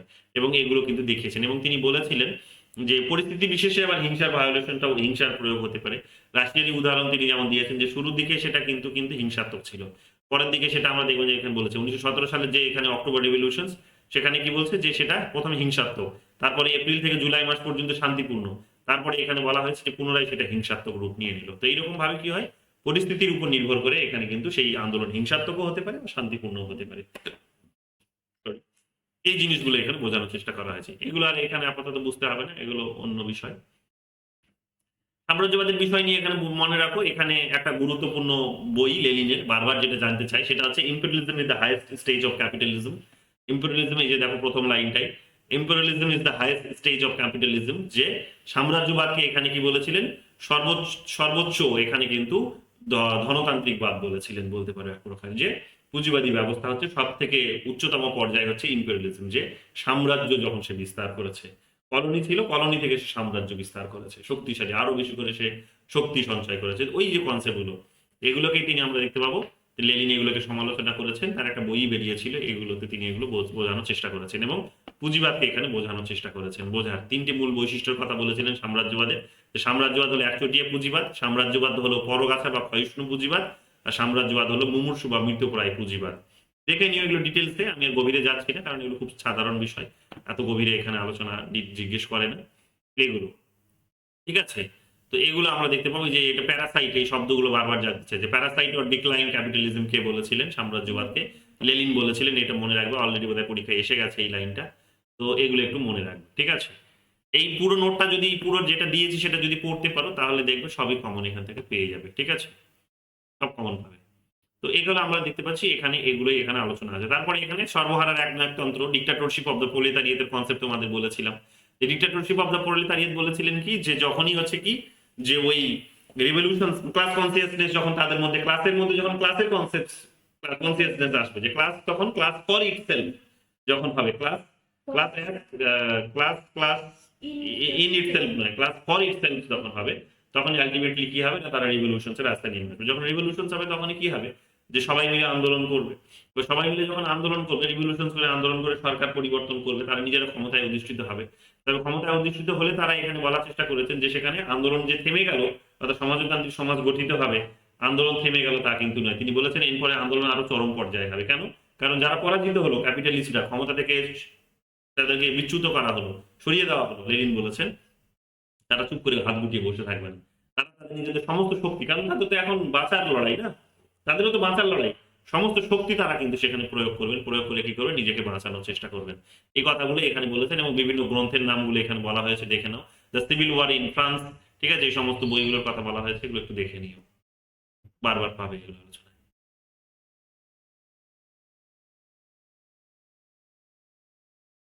তারপরে কি বলছে এখানে দেখে নাও, এগুলো একটু দেখে নিও। এখানে এগুলো গঠনমূলক, কনস্ট্রাকটিভ, কোর্সিভ, হ্যাঁ, এগুলো দেখে নিও। দমনমূলক হতে পারে, গঠনমূলক হতে পারে, তারপরে এখানে শিক্ষামূলক হতে পারে, এগুলো দেখে নিও। এগুলো একটু এত ডিটেলস আমি যাচ্ছি না। তারপরে চলে আসবে এখানে আলোচনায় কি আছে আমাদের। তারপরে আলোচনা সমাজতন্ত্র সাম্যবাদের মধ্যে পার্থক্য, এগুলো আর আমি ডিটেলসে যাচ্ছি না, এগুলো দেখে নিও, এত গভীরে নিয়ে যাবো না, তোমরা নিজেরাই বুঝে নিও। বেসিক জিনিসগুলো বোঝা থাকলে ইজি হবে, বেসিক জিনিসগুলো আমি বুঝিয়ে দিচ্ছি, নইলে শেষ হবে না সিলেবাস, আর এত ডিটেলসে যাবে না, একবার দেখে নেবে। লেনিন পার্টি সম্পর্কে কি বলেছিলেন, পার্টি সম্পর্কে এখানে দেখো, এটা বারবার জানতে চাই, পার্টি বা রাজনৈতিক দল সম্পর্কে কি বলেছিলেন। পার্টি বা রাজনৈতিক দল সম্পর্কে বলতে এখানে আমরা দেখতে পাবো যে 48 সালে, 1848 সালে যে কমিউনিস্ট ম্যানিফেস্টো প্রকাশিত হয়েছিল, সেখানে কমিউনিস্ট পার্টির যে গুরুত্ব আছে সেটাকে কার্ল মার্কস জোর দিয়েছিলেন, এটা আমরা দেখতে পাবো। তবে সেই পার্টি, তিনি কি বলেছিলেন যে পার্টি গঠিত হবে কাদের নিয়ে, না সেখানে ওই আন্দোলন যারা করছে তাদেরকে নিয়েই হবে, তবে লিডারশিপটা কার হাতে থাকবে। তিনি বলেছিলেন লিডারশিপটার জন্য আলাদা কোনো বিশেষ প্রসেস নেই, সাধারণ প্রসেসে এটা কিন্তু তারা লিডার্সরা বেরিয়ে আসবে, তাদেরকেই দায়িত্বটা দেওয়া উচিত। তবে তিনি বলেছিলেন ডিসিশন গুলো কিভাবে নেওয়া হবে। এখানে ডিসিশন নেওয়ার প্রসঙ্গে যখন আসছে তখন এখানে বলা হচ্ছে ডিসিশন কি হবে না, দেখবে এই প্রসঙ্গেই দেখবে, পার্টির প্রসঙ্গেই বা দলের প্রসঙ্গেই দেখবে তোমাদের রোজা লুক্সেমবার্গের সঙ্গে লেনিনের একটা ডিবেট বাদে, লেনিনের সঙ্গে রোজা লুক্সেমবার্গের ডিবেট বাদে, আমি ওটা পরে বলবো তোমাদের। ঠিক আছে, তো সেই আলোচনা লেনিন পড়াতে গিয়ে বলবো। তো এখানে আমরা দেখতে পাবো যে এখানে তিনি বলেছিলেন কি, যে ডেমোক্রেটিক সেন্ট্রালাইজেশনের কনসেপ্ট, যেটা প্রিন্সিপালস যেটা ছিল সেটাকে ফলো করার কথা বলা হয়েছিল। ঠিক আছে, এবং লিডারের হাতে এই সমস্ত ক্ষমতাগুলো থাকা উচিত, এই কথাগুলো বলেছিলেন। পরবর্তীকালে আর কি কার্ল মার্কসকে অনেক রকম ভাবে ব্যাখ্যা করা হয়, বলা হয় যে কার্ল মার্কস নিজেই জানতেন এটা, যে একবার রাজনৈতিক দল গঠন হয়ে গেলে সরকার, সাধারণ মানুষের হাতে, যাদের যোগ্য নেই, যাদের যোগ্যতা নেই, তাদের হাতে যদি ক্ষমতা ছেড়ে দেওয়া হয় তাহলে সরকার কিন্তু এগোতে পারবে না, সঠিক পথে এগোতে পারবে না। তো সেই কারণে লিডার্সকে এখানে গুরুত্বপূর্ণ ভূমিকা পালন করতে হবে, এবং ডেমোক্রেটিক সেন্ট্রালিজম প্রসেসের মধ্য দিয়েই হচ্ছে কি করতে হবে, ক্ষমতা সরকার দল পরিচালনা করতে হবে। অর্থাৎ অপিনিয়ন্স নিচ থেকে উঠবে, উপর পিরামিডের আকারে, পিরামিডটা যেমন নিচটা খুব চওড়া হয়, তো সবার ধাপে ধাপে ধাপে ধাপে পিরামিডের আকারে সেখানে কি হবে না, ডিসিশনস উপর দিকে এসে পৌঁছবে। উপর থেকে যা ডিসিশনস, অপিনিয়ন্স গুলো পৌঁছবে, অপিনিয়ন্স গুলোর মধ্যে থেকে যেগুলো হচ্ছে কমন কমন অপিনিয়ন, সেগুলোকে নিয়ে কি হবে না, এখানে ডিসিশনস নেওয়া হবে। এবার যে ডিসিশনস নেওয়া হবে সেই ডিসিশনসটা নিচের লেভেলের মানুষও সবাই মানতে কিন্তু এক প্রকার বাধ্য থাকবে। ঠিক আছে, এটাকে বলা হচ্ছে ডেমোক্রেটিক সেন্ট্রালিজম, যে ডেমোক্রেটিক্যালি অপিনিয়ন্স নেওয়া হলো, সেন্ট্রালি এবার তোমাকে এটাকে ইমপ্লিমেন্ট করতে হবে। উপর থেকে যে যে আদেশটা পাঠাবে সেটাকে এখানে ফলো করতে হবে, যেটা দেখেছো এখানে বামপন্থীরা যেই প্রসেসটাকে এখানে ফলো করে, এই যে গণতান্ত্রিক কেন্দ্রিকতা দেখো বলেছে। হুম, এই যে গণতান্ত্রিক কেন্দ্রিকতা নীতির সাথে লেনিন আরো একটি নীতির উপর গুরুত্ব আরোপ করেন, সেটি হলো পার্টির প্রতিটি সদস্যকে কোনো না কোনো পার্টি সংগঠনে সক্রিয় ভূমিকা পালন করতে হবে। প্রত্যেকে তিনি অংশগ্রহণটা এখানে বাধ্যতামূলক করেছিলেন। দেখতেই পাচ্ছ যে এই কারণে দেখবে বামপন্থীদের অর্গানাইজেশনটা আমরা বলি না যে বামপন্থীদের অর্গানাইজেশন খুব স্ট্রং, তো স্ট্রং এর এটাই হচ্ছে প্রমাণ। এবং দেখো ধীরে ধীরে তারা যে তৈরি হচ্ছে, দেখো বামপন্থীরা আমাদের পশ্চিমবঙ্গ নিশ্চয়ই তোমরা নোটিশ করছো, তৈরি হচ্ছে, দেখো দেখো অর্গানাইজেশন, পুরো অর্গানাইজ ওয়েতে তৈরি হচ্ছে, ধীরে ধীরে ধীরে ধীরে অর্গানাইজ হচ্ছে। এবং মাঝে মাঝে দেখো যে আন্দোলনগুলো করছে রাস্তায় বেরিয়ে, বাচ্চা বাচ্চা সব ছেলে মেয়ে, কম বয়সী সব ছেলে মেয়েগুলো লিয়ে আন্দোলনগুলো লিড করছে। কেন? কারণ বয়স্করা ক্ষমতায় এসে তারা ক্ষমতা ছাড়েনি, এটা মার্ক্সবাদের দুর্বলতা, যে নতুন করে তার লিডার তৈরি করেনি। যদিও পরবর্তীকালে চাইনিজ বড় বড় সব লিডাররা যারা প্র্যাকটিস করতো, নামটা আমি ভুলছি, ইনি বামপন্থীদের এই সমালোচনাগুলো করেছিলেন এবং বলেছিলেন যে যতক্ষণ না তুমি নতুনকে কাল্টিভেট করতে পারবে, নতুনের জন্ম দিতে পারবে, ততক্ষণ তুমি এটাকে দীর্ঘজীবী করতে পারবে না, এটা মুখ থুবড়ে পড়বে। যাই হোক, এখন অ্যাটলিস্ট জিরো হয়ে যাওয়ার পর বামপন্থীরা আমাদের পশ্চিমবঙ্গে এখন সেটা রিয়েলাইজ করছে। এই কারণে দেখবে মীনাক্ষী মুখার্জি থেকে শুরু করে ইপসিতা থেকে শুরু করে দেখবে কম বয়সী ছেলে মেয়েগুলো এখন কিন্তু আন্দোলন করছে এবং সবাই শিক্ষিত এবং মডার্ন তারা প্রত্যেকেই, এবং ভীষণ তাদের মধ্যে কিন্তু ওই স্কিলস, তারা স্কিলফুল ভীষণ। এই জিনিসগুলো এখন বেরিয়ে আসছে, বুড়োরা এখন রাস্তা ছেড়ে দিয়েছে তাদেরকে, এগুলো ধীরে ধীরে আমরা দেখতে পাচ্ছি। তারপরেও দেখবে বিমান, আবার দেখবে বিমানবাবু দেখবে জোশ নিয়ে সবার আগে লাল পতাকা নিয়ে বেরোয়, দেখবে এগুলো সুন্দরভাবে। মার্ক্সবাদের বিকাশে লেনিনের অবদান, এগুলো আর আমি আজকে আলোচনা করছি না, এগুলো নেক্সট ক্লাসে আমরা লেনিন নিয়ে যখন চর্চা করব তখন এগুলো আমাদের আলোচনা হবে অবশ্যই। এরপরে তোমরা চলে আসো গণতন্ত্র সম্পর্কে মার্ক্স কি বলেছে, মার্ক্সীয় ধারণা কি বলে গণতন্ত্র সম্পর্কে। এদের গণতন্ত্রের উপর তো এক প্রকার তো বুঝে না যে কোনো ভরসা নেই। গণতন্ত্রের তার কারণটা কি? গণতন্ত্র হচ্ছে এখানে ওই আর কি, দেখো যে উদারনৈতিক ব্যবস্থার উপরে যেহেতু এই গণতন্ত্রটা নির্ভরশীল, অর্থাৎ ব্যক্তির স্বাধীনতার উপরে যেহেতু বিশ্বাস করে, আর ব্যক্তি তো যেহেতু ইন্ডিভিজুয়ালস বানিয়ে দিয়েছে, এক ইন্ডিভিজুয়ালস বানিয়ে দিয়ে তুমি তাকে যখন স্বাধীনতা প্রদান করছো, তখন তাকে এক্সপ্লয়েট করাটা অনেকটা বেশি ইজি, তাকে এক্সপ্লয়েট করাটা অনেকটা বেশি ইজি। তো সে অর্গানাইজড হলে সেখানে কি হতে পারে না, ক্ষমতাকে ছড়িয়ে দিতে পারে, কিন্তু একাই কত কিছু সে করতে পারে, সম্ভব নয় তার পক্ষে। তো এই কারণে এখানে বলা হচ্ছে যে যে ধরনের সিস্টেমস গুলো এখানে রাখা হয়েছে এগুলো ভালো, কিন্তু সব থেকে বড় সমালোচনা যেটা আছে, যেটা ল্যাস্কিও পরবর্তীকালে সমর্থন করেছে, নেট পরীক্ষা অনেকবার জানতে চেয়েছে, তার বইটার নামও জানতে চাই, ল্যাস্কির, হ্যারল্ড জে ল্যাস্কি। যেটা হচ্ছে যে মানুষকে যতক্ষণ পর্যন্ত না তুমি অর্থনৈতিক স্বাধীনতা দিচ্ছ, ততক্ষণ এই সমস্ত স্বাধীনতা, এই যে নির্বাচিত আইনসভা, সর্বজনীন ভোটাধিকার, একাধিক রাজনৈতিক দল, চিন্তা ও মত প্রকাশের স্বাধীনতা, সাংবিধানিক অধিকার, হেনতেন, এগুলোর কোনো মূল্য নেই। সরল ভাষায় যদি বলে, এগুলোর কোনো মূল্য নেই। তার কারণ মানুষের যাদের অর্থনৈতিক স্বাধীনতা নেই, যাদের অর্থনৈতিক স্বাধীনতা নেই, সে খেতে পারবে, পড়তে পারবে, হ্যাঁ, চিন্তা করতে পারবে। মানে তোমার যদি একটা বেসিক ইনকাম যদি না থাকে, তোমার যদি নুন আনতে পান্তা পুড়ে, তো তুমি সেটা এখন করতে যাবে না? তুমি এখন রাজনীতি নিয়ে চর্চা করবে যে মমতা ব্যানার্জি কি ডিসিশনস নিল আর নরেন্দ্র মোদী কি ডিসিশনস নিল, সেটা তো তুমি সময় পাবে না। তো স্বাভাবিকভাবে তিনি বলেছিলেন যে যেখানে অর্থনৈতিক সাম্যকেই স্বীকার করা হয় না, ইকোনমিক ইকুয়ালিটিকেই যেখানে স্বীকার করা হয় না, লিবারালরা ইকোনমিক ইকুয়ালিটি স্বীকার করে না। জন লকের কথা মনে করে দেখো, জন লক কি বললেন, যে এক ফালি ল্যান্ডকে সেখানে ঘিরে নিয়ে মানুষ, জন লক না, রুশো বলেছিলেন, তাই তো? লকও সেই একই কনসেপ্ট নিয়ে এসেছিলেন মোটামুটি, যে একটা ল্যান্ড মানুষ, মানে মানুষ যেহেতু নিজের শক্তিকে কাজে লাগিয়ে, লেবারকে কাজে লাগিয়ে প্রকৃতি থেকে কিছু উৎপাদন করেছে, তো তাকে স্বাভাবিকভাবে সেই প্রকৃতিতে উৎপাদন করা বস্তুর উপরে ব্যক্তিরই অধিকার, সেই কথাটা বললেন। রুশো এসব পরবর্তীকালে বলার চেষ্টা করলেন কি, এক ফালি ল্যান্ডকে ঘিরে নিয়ে মানুষ যখন সেখানে বলার চেষ্টা করলেন, যে বোঝানো, নিজেকে বোঝালেন যেটা আমার, এবং অন্যকেও সে বোঝাতে পারলেন, কনভিন্স করাতে পারলেন যে হ্যাঁ এটা তার, তখন থেকেই সেখান থেকে ক্যাপিটালিজমের জন্ম হয়েছে, সেখান থেকে লিবারালিজমের জন্ম হয়েছে, ইন্ডিভিজুয়াল বা প্রাইভেট প্রপার্টির কনসেপ্ট সেখান থেকে জেনারেট হয়েছে, এই কথাগুলো বললেন। তো এই বিষয়গুলো আজকে দিনে কি হয়েছে, আলটিমেটলি সম্পদ আহরণ করতে করতে মানুষ, এই যে এবার আমি যেটা তোমাদেরকে ওইখানে বলিনি বোধহয়, আজকে বলছি, সেটা হচ্ছে, বা বলেছিলাম কিনা মনে নেই, সেটা হচ্ছে যে ল্যান্ডটা তুমি অবশ্যই হয়তো ঘিরে নিলে তোমার জন্য, ঠিক আছে, মানুষের কনভিন্সও করে দিলে, তো মানুষ ততক্ষণ পর্যন্ত কনভিন্স হয়ে থাকবে সেটা নিয়ে, সেই তোমার ধারণায় বিশ্বাসী সে নিজেকে করে রাখবে, যতক্ষণ দেখবে যে ওর কোনো নিজের কোনো ক্ষতি হচ্ছে না। কিন্তু যখন দেখবে যে সে তার নিজের ক্ষতি করছো, তুমি অন্যের কারো ক্ষতি করছো, তুমি একটা ল্যান্ড ঘিরে নিয়ে অন্যের কারো ক্ষতি করার চেষ্টা করছো, এবং সেটা তোমার নিজের সম্পদ বলে দাবি করছো, এবং অন্য কাউকে সেখানে প্রবেশ করতে দিচ্ছ না, তখন সে কিন্তু আর সেই তোমার ল্যান্ড যে তোমার ওটা, সেটা কিন্তু আর সে মেনে নেবে না। কেন? তার কারণ এই একটা, এটার কারণে মেনে নেবে না। দ্বিতীয় কথা হচ্ছে যে যেই সম্পদটা তুমি তৈরি করছো, সেই সম্পদটাতে যদি শুধুমাত্র তোমার সেখানে লেবার থাকে তাহলে ঠিক আছে, কিন্তু সেটাতে যদি অন্য কারো লেবার থাকে তাহলে মানুষ সেটাকে মেনে নেবে না। একটা সময় পর সেটার বিরুদ্ধে প্রতিবাদ করবে। অর্থাৎ 10 ঘন্টার কাজ করি, 5 ঘন্টা টাকা দিয়েছো, আর 5 ঘন্টা যে নিজের পকেটে রেখেছো, সেটা 10 ঘন্টা কাজ করিয়েছো, সকাল 10টা থেকে 5টা পর্যন্ত আমাকে কাজ করিয়ে নিয়েছো, বাকি 2 ঘন্টা যে আমি ট্রেনে যাতায়াত করেছি, বাসে যাতায়াত করেছি, সেটা টাকাটা তোমাকে তো দাওনি, তাহলে সেটা টাকাটা তোমার পকেটে গেছে। তাহলে সেগুলো নিয়ে তুমি তোমার সম্পদটা তৈরি করেছো, তাহলে যেহেতু সেগুলো নিয়ে তুমি তোমার সম্পদের পাহাড় তৈরি করেছো, তো স্বাভাবিকভাবে, এবং ধীরে ধীরে যে বললাম যে যখন এগুলো মেকানিস্টিক ওয়েতে হয়ে আসে, মেশিনারি সিস্টেমে এগুলো যখন প্রবেশ করে, তখন আরো চরম লেভেল এক্সপ্লয়টেশন হয়, ছড়াছড়ি ছাঁটাই। দেখতেই পাচ্ছ, জিও, এই গুগল দেখতে পাচ্ছ, মাইক্রোসফট দেখতে পাচ্ছ, ফেসবুক দেখতে পাচ্ছ, মাঝে মাঝে সেখানে দেখবে টেসলা, মাঝে মাঝে দেখবে সেখানে অনলাইনে আসছে, 1 সেকেন্ডের মধ্যে 1000 কর্মী, 2000 কর্মী, 10,000 কর্মী ছাঁটাই। তার কারণটা কি? তার কারণটা ওরা বলার চেষ্টা করে যেটা ক্রাইসিসের মধ্যে চলছে। ক্রাইসিস কিছু নয়। সমস্যাটা হচ্ছে ক্রাইসিস কিছু নয়। ওরা মেশিন তৈরি করে নিয়েছে সেখানে। ওই মানুষগুলোরা ওই সাধারণ ব্রেনগুলোর যে লেভেলে মেশিন এসে ডেভেলপ হয়ে গেছে, তাহলে ওগুলো এখন সাধারণ ব্রেন হয়ে গেছে। ওগুলো আর কিন্তু স্কিলফুল ব্রেন নয়। ওগুলোর আর প্রয়োজন নেই। কেন আমি ওকে মাসে মাসে টাকা দিয়ে করব? এখন একটা নতুন অ্যালগরিদম তৈরি হয়ে গেছে, সে নিজেকে করে দেবে। একজন মানুষ সেটাকে পরিচালনা করার জন্য এনাফ। 1000 কোম্পানিকে মানুষকে সেখানে আর কেন সে কোম্পানিতে রাখবে? রাখবে না। স্বাভাবিক বিষয় একেবারে। তো এইরকম ভাবে দেখবে মাঝে মাঝে দেখবে যে এই যে লকডাউনের পিরিয়ডে দেশে দেখলাম যে ভিডিও কলে আসলো 10 সেকেন্ডের জন্য, সমস্ত কোম্পানিরা এমপ্লয়িরা অপেক্ষা করছে, ভিডিও কলে আসলো, সিইও আসলো, 10 সেকেন্ডের মধ্যে বলল যে কোম্পানির আপনাদেরকে এখন এফোর্ড করতে পারবে না, আপনারা প্রত্যেকেই সাসপেন্ড, আপনাদের প্রত্যেকে আপনারা চাকরিচ্যুত হলেন। চাকরি মিনিটের মধ্যে 10 সেকেন্ডের মধ্যে খেয়ে নিল। 10,000 জনের, 1,000 জনের, 5,000 জনের, বড় বড় সব কোম্পানিগুলো রয়েছে।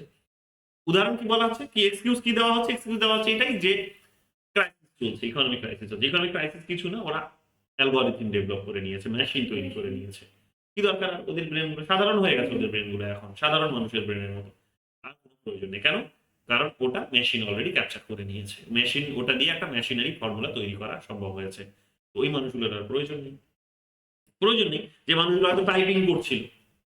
মানুষগুলো হয়তো টাইপিং করছিল, তো ওকে আমার আর প্রয়োজন নেই। কেন? কারণ আমি টাইপিং করে সে হয়তো 50 ঘন্টা সময় লাগাবে। এই বইটা আমি এখন মেশিনকে দিয়ে দিলে সে হয়তো 1 ঘন্টার মধ্যে টাইপ, 10 সেকেন্ডের 1 ঘন্টার মধ্যে হয়তো করে দেবে। তাহলে 50 ঘন্টার কাজটা 1 ঘন্টায় নামিয়ে দিয়েছিলাম, ওই লোকগুলোকে কেন রাখবো এখানে? স্বাভাবিক। এবং হচ্ছেও তো তাই, দেখছোই তোমরা এই জিনিসগুলো। তাহলে এইরকম প্রসেসে কি হচ্ছে না, যেহেতু একটা বড় রকমের এক্সপ্লয়টেশন হচ্ছে, স্বাভাবিকভাবে এখানে কি হয়েছে, এনাদের বক্তব্য হচ্ছে যে ডেমোক্রেটিক প্রসেসে ব্যক্তিকে স্বাধীনতা দেওয়ার নামে আলটিমেটলি যেগুলো হচ্ছে সেটা কিন্তু প্রপার নয়। এখানে কি হচ্ছে? এখানে আমরা পরিষ্কার যেটা দেখতে পাচ্ছি সেটা হচ্ছে, তার বক্তব্য হচ্ছে এটাই, যেখানে যতক্ষণ না ইকোনমিক ইকুয়ালিটি থাকবে ততক্ষণ এই এই গণতন্ত্রের নামে মানুষের যে স্বাধীনতার কোনো মূল্য নেই। ব্যক্তিকে আলাদা করে দিয়ে তুমি ইন্ডিভিজুয়ালি তাকে ট্রিটমেন্ট দেবে, এটা কখনো ভালো সিস্টেম হতে পারে না। এটা কোনো ভালো সিস্টেম হতে, যে কারণে গণতন্ত্রের উপর এদের কোনো ভরসা নেই, এবং এই সমস্ত গণতন্ত্র মিথ্যে গণতন্ত্র এক প্রকার। এটাই বোঝানোর চেষ্টা করেছেন। কেন? কারণ জনগণ এবং এবং কিছু কিছু ডেমোক্রেসিতে এটাও দেখবে যে মানুষ ভোট দিতে যেতেই পারে না। মানুষ এখানে ভোট হয়তো দিতে পারলো, তারপরে সে সরকারের উপর তার আর কোনো কন্ট্রোল নেই। সরকার যে পলিসিগুলো নিয়েছে সেটা সে জানতেই পারলো না কি হলো। সরকার হয়তো পলিসি নিয়েছে, তার নামে অ্যালটও হয়ে গেছে টাকা, সে তারপরে সেটাও জানলো না তার ভাগে সেটা এসে কবে এসে পৌঁছবে তার বাড়িতে সেই টাকাটা বা তার সেই প্রকল্পটা। তার বাড়িতে হয়তো এসে পৌঁছেছে। ইন্দিরা গান্ধী, রাজীব গান্ধী যেমন বলেছিলেন যে 1 টাকা উপর থেকে ছাড়লে 85 পয়সা খেয়ে নেওয়া হয়, 15 পয়সা এসে পৌঁছায়। তার মানে সেটাও হয়। তো ডেমোক্রেসিতে এই জিনিসগুলো অনেকটা স্বাভাবিক। কেন? কারণ একটা ইন্ডিভিজুয়ালের পক্ষে এখানে সবকিছু জানা সম্ভব নয়। তো কালেকটিভলি এই জিনিসগুলো দরকার, এবং ইকুয়ালিটি যেখানে থাকবে সেখানে মানুষ তার নিজের রুটি রোজগার জোগাড় করতেই ব্যস্ত থাকবে। সেখানে গণতন্ত্রের আইডিয়াগুলো একটা শুধুমাত্র ফাটা বাঁশির মতো, আর অন্য কিছু না। এগুলো শুধু খালি শব্দই করতে পারে, এদের শব্দের কোনো মূল্য নেই। ঠিক আছে? এই জিনিসগুলো তিনি এখানে কিন্তু সুন্দরভাবে বোঝানোর চেষ্টা করেছেন। এগুলো এখানে বুঝে নিও সুন্দর করে। এখানে যদি একটু ধরে ধরে পড়ো তাহলে এগুলোই বেরিয়ে আসবে। তারপরে এখানে কি আছে? তারপরে এগুলো এমসিকিউ আছে, এই শর্ট কোয়েশ্চেন্স আছে। এই শর্ট কোয়েশ্চেন্স গুলো যদি পড়ো দেখবে অসাধারণ তোমাদের আইডিয়া তৈরি হবে। কোথাও কোনো দুর্বলতা থাকলে সেগুলো তোমাদের ক্লিয়ার হয়ে যাবে। এবং শেষের দিকে তোমরা দেখবে একটা বা 150টার মতো এমসিকিউ রয়েছে। তো সেই এমসিকিউ গুলোও সলভ করো, দেখবে অনেক প্রশ্ন এখান থেকে নেটে কমন চলে এসেছে। এই যে এখান থেকে যে মার্ক্সীয় দর্শনের বস্তুবাদী দিকটি প্রভাবিত হয়েছিল কার দ্বারা? তো বস্তুবাদী যেহেতু বলেছে তাহলে এটা ফয়েরবার্গ হবে। তারপরে কি বলেছে? মার্ক্সীয় দর্শনের অন্যতম উৎস কি? তো উৎস হচ্ছে মার্ক্সীয় দর্শনের জার্মান ভাববাদ, তাই তো? মার্ক্সীয় দ্বন্দ্ব তত্ত্বটি প্রভাবিত হয়েছিল কার দ্বারা? হেগেলীয় দর্শনের দ্বারা, ব্রিটিশ রাজনৈতিক অর্থনীতির দ্বারা। দ্বন্দ্ব বলেছে কিন্তু, ভালো করে দ্বন্দ্ব, মার্ক্সীয় দ্বন্দ্ব, ডায়ালেকটিক্স বলেছে। তার ডায়ালেকটিক্স তার মানে হেগেল গেল। কেউ কিছু বলছে? শব্দ হচ্ছে কিছু? হ্যাঁ? একটি শ্রেণীহীন সমাজ হলো কি? শ্রেণীহীন সমাজ যেখানে শ্রেণী ছিল না। কোন সমাজে শ্রেণী ছিল না? পুঁজিবাদী সমাজের শ্রেণী আছে, দাস সমাজের শ্রেণী আছে, সামন্ততান্ত্রিক সমাজের শ্রেণী আছে, আদিম সাম্যবাদী সমাজের শ্রেণী নেই। শব্দটাই তো বলছে সাম্য। তো শ্রেণী কোথা থেকে আসবে? শ্রেণী কখন তৈরি হয়? যখন এক্সপ্লয়টেশন হয়, যখন ডিফারেন্স তৈরি হবে তখনই শ্রেণী তৈরি হবে। তো এখানে এটা হবে না। শুরুতে বলেছিলাম শ্রেণীহীন সমাজ হচ্ছে এটাই। উদ্বৃত্ত মূল্যের তত্ত্বটি কি? উদ্বৃত্ত মূল্যের তত্ত্বটি হচ্ছে রিকার্ডোর, অ্যাডাম স্মিথের, কার্ল মার্ক্সের, বুকাননের। উদ্বৃত্ত মূল্যের তত্ত্বটা কার্ল মার্ক্সের। সারপ্লাস ভ্যালুর কনসেপ্ট এটা দিয়েছিল, তাই তো? ইনি দিয়েছিলেন। একজন মার্ক্সীয় চিন্তাবিদ হলেন। মার্ক্সীয় চিন্তাবিদ এখানে কে? গ্রামসি। ম্যাকিয়াভেলি তো হবে না, ফেয়ারবার্গ তো হবে না, কাউস্কিও হবে না, গ্রামশি হবে একজন মার্কসীয় চিন্তাবিদ। বোঝা গেল? সাঁসিমো কোথাকার লোক ছিলেন? সাঁসিমো আমরা দেখতে পাবো ইংল্যান্ডের লোক ছিলেন। মূল্যের শ্রমতত্ত্ব কার নামের সঙ্গে সম্পর্কিত? Labour theory of value. Labour theory of value এটা আমরা দেখতে পাবো কার্ল মার্কসের সঙ্গে জড়িত। গেল? Labour theory of value, labour theory, ঠিক আছে? গেল? বৈপরীত্যের ঐক্য ও সংঘাতের তত্ত্বটির সঙ্গে কে জড়িত? কার্ল মার্ক্সবাদ। মার্ক্সবাদ জড়িত, মার্ক্সবাদ। নীতিকরণ তত্ত্বটির সঙ্গে সম্পর্কিত, আবার মার্ক্সবাদ। মার্ক্সবাদ অনুসারে সমাজ পরিবর্তনের নির্ধারক কি? নির্ধারক শক্তিকে খুঁজতে হবে। মার্ক্সবাদ অনুসারে সমাজ পরিবর্তনের নির্ধারক শক্তিকে খুঁজতে হবে দর্শনের জগতে, রাজনীতির ক্ষেত্রে, আর কি বলেছে, সংস্কৃতির জগতে, নাকি সমাজের উৎপাদন ব্যবস্থার মধ্যে? সমাজের উৎপাদন ব্যবস্থার মধ্যে। গেল? যা বোঝালাম সেগুলো যদি মন দিয়ে শুনেছো, যদি বুঝতে পেরেছো এবং টেক্সটটা যদি একবার পড়েছো, এগুলো খুব সহজ মনে হবে। এবং এগুলো যদি করতে পেরেছো তাহলে কোয়েশ্চেন্স বাংলা দিয়েই শুরু করো, বুঝে বুঝে করো, আইডিয়া ক্লিয়ার হোক আগে, তারপরে তোমরা ইংরেজিগুলো ধরবে। তো যাই হোক, এতদিনে নিশ্চয়ই তোমাদের হয়ে গেছে। এগুলো তো নিজের থেকে করো, প্লাস উত্তরগুলো দেওয়া আছে চিন্তা নিয়ে নিচের দিকে। একটা দুটোর ভুলও থাকতে পারে, আমি ভুল থাকলে তোমাদের দেখে পরে নয় বলে দেবো, তোমাদের ডাউট হলে বলতে পারো। 58টা কোয়েশ্চেন্স এখানে দেওয়া আছে, এগুলো তোমরা সলভ করতে পারো। আর যদি আর চেষ্টা করবে পিওয়াইকিউ গুলো যেগুলো দিয়েছি সেগুলো। এবার দেখে নাও পিওয়াইকিউ গুলো কি বলছে, কি কটা আছে, একটুখানি সুন্দরভাবে একটু চোখ বুলিয়ে নাও।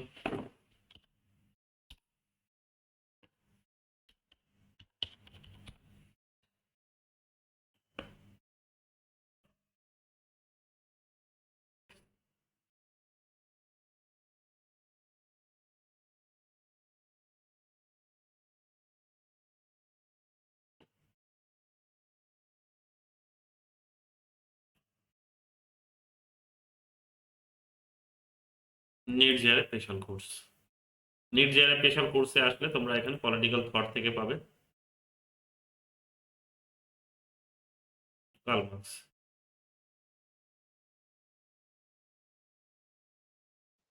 কার্ল মার্কসের উপর স্যার আপনার স্ক্রিনটা শেয়ার হয়নি, মানে ওই ও প্রশ্নগুলোই দেখাচ্ছে। ও ওয়েট ওয়েট ওয়েট।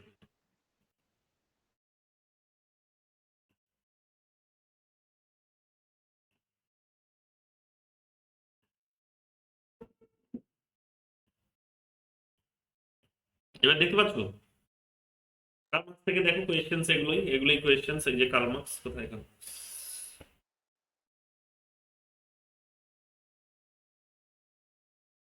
এগুলো কার্ল মার্কসেরই কোয়েশ্চেন্স, ঠিক আছে? এগুলো সব কার্ল মার্কসেরই কোয়েশ্চেন্স। কার্ল মার্কসের কোয়েশ্চেন্স 98টা প্রশ্ন আছে, তাহলে 98টা প্রশ্ন এখানে পেয়ে যাচ্ছ, ঠিক আছে? রিপিট কোয়েশ্চেন্স তো একাধিক পাবে, কারণ বারবার জিজ্ঞেস করেছে। আমি ডিলিট করে নিই এই কারণে, কারণ বোঝো যে এইগুলো বারবার জিজ্ঞেস করে, সেগুলোর উপর ফোকাস করতে ইজি হবে তোমাদের। তাহলে 98টা প্রশ্ন এখানে কিন্তু কার্ল মার্কস থেকে আছে। ওখানে তাহলে 58টা, আর এখানে 98টা প্রশ্ন। বারবার দেখো, এখানে কিন্তু সব পাবে, যেগুলো বলেছি দেখো এখান থেকেই পাবে। Which one of the following pair is not correctly match? Michel Foucault, power as capillary. ঝাপসা দেখা যাচ্ছে কেন?